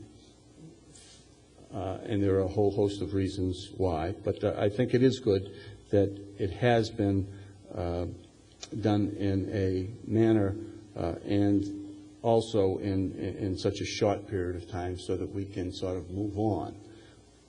But we'll move on as the community talks about it as well, and we'll listen to what their issues are about this. The one thing that, for those that will not embrace this plan, those that don't want a rail yard won't embrace this plan. Those that want to look at this agreement closely and carefully, and having hopefully one public meeting and the subcommittee meeting, we'll have some good discussions. Thank you, Mr. Chairman, for the time. Thank you, Councilor Palmieri. The manager has just a couple of quick comments. Mr. Chairman, I would have been remiss if I didn't mention the stewardship. We've all talked about the number one priority that council had set from an economic development perspective just within the last 2 years about bringing additional commuter rail to and from Worcester as part of an economic generator. And the kind of follow-up and follow-through with CSX capturing their attention and their minds. Obviously, our delegation, Senator Kerry and Congressman McGovern, but the work of Lieutenant Governor Murray, his team from the administration, including Secretary Mullen, Representative Pedonio, as was mentioned by Councilor Palmieri, his DOT team, Department of Transportation team, and Commissioner Moreland and our city team. This was difficult negotiation. CSX is credible at the table, and they do know how to negotiate. And to that end, I want to thank CSX, Lisa Mancini from the CSX team. She's a senior executive with CSX Jacksonville, has been personally involved in this, as well as Maurice O'Connell and the rest of the CSX team. There's a culmination of months and months of difficult work, negotiations late in the evening and through the weekends to be able to bring the deal forward to council for your deliberations, and we look forward to bringing it forward in discussion associated with that. Thank you, Mr. Chairman. Thank you, Mr. Manager. Seeing nothing further on our agenda, we'll take Councilor Smith's recommendation we suspend the rules so we can introduce an item under suspension. Councilor Smith. Thank you, Mr. Chair. I would request the city administration to report back next week on our plans for tree planting in the Hillcroft Ave area. I know that stems from a neighborhood meeting that I know myself, city manager was at, as well as Congressman McGovern and Representative O'Day, and trying to come up with some solutions to meet the needs of the neighborhood, which I know they've been anxiously awaiting. And I know some work has been going on behind the scenes, so we'd be able to finalize that for some of the neighbors there. Thank you. Thank you, Councilor Smith. Recommend to refer to the city manager. All in favor, opposed, so voted. Councilor Rushton. It's good to see you back. Mr. Mayor, this weekend, this is going to be the first annual Worcester Half Marathon. And part of the route goes on Beachmont, an area which you're familiar with, having grown up in that area. Well, that whole street is completely torn up. And I know the city has had interaction with the marathon team. I would hope maybe the city would either see if it's going to be paved before the marathon on Sunday, or at least notify the organizers, so if they want to make a change, they're going to be able to do it. It is completely, from one end of the street, probably at least a half mile, completely ripped up. And, obviously it'd be tough to traverse. So if, Mr. Manager, if you could look into that for me, it would be great. Thanks. The alternative up Farnham Street might be a little difficult, actually. Okay, I'm going to refer to the city manager. All in favor, opposed, so voted. Do we have anything else to enter under suspension? Okay. Well, thank you. It's been an interesting meeting, and I apologize for my short outburst there as I tried to maneuver our fairly complex rules. And with that, we'll take Councilor Eddy's recommendation and we adjourn.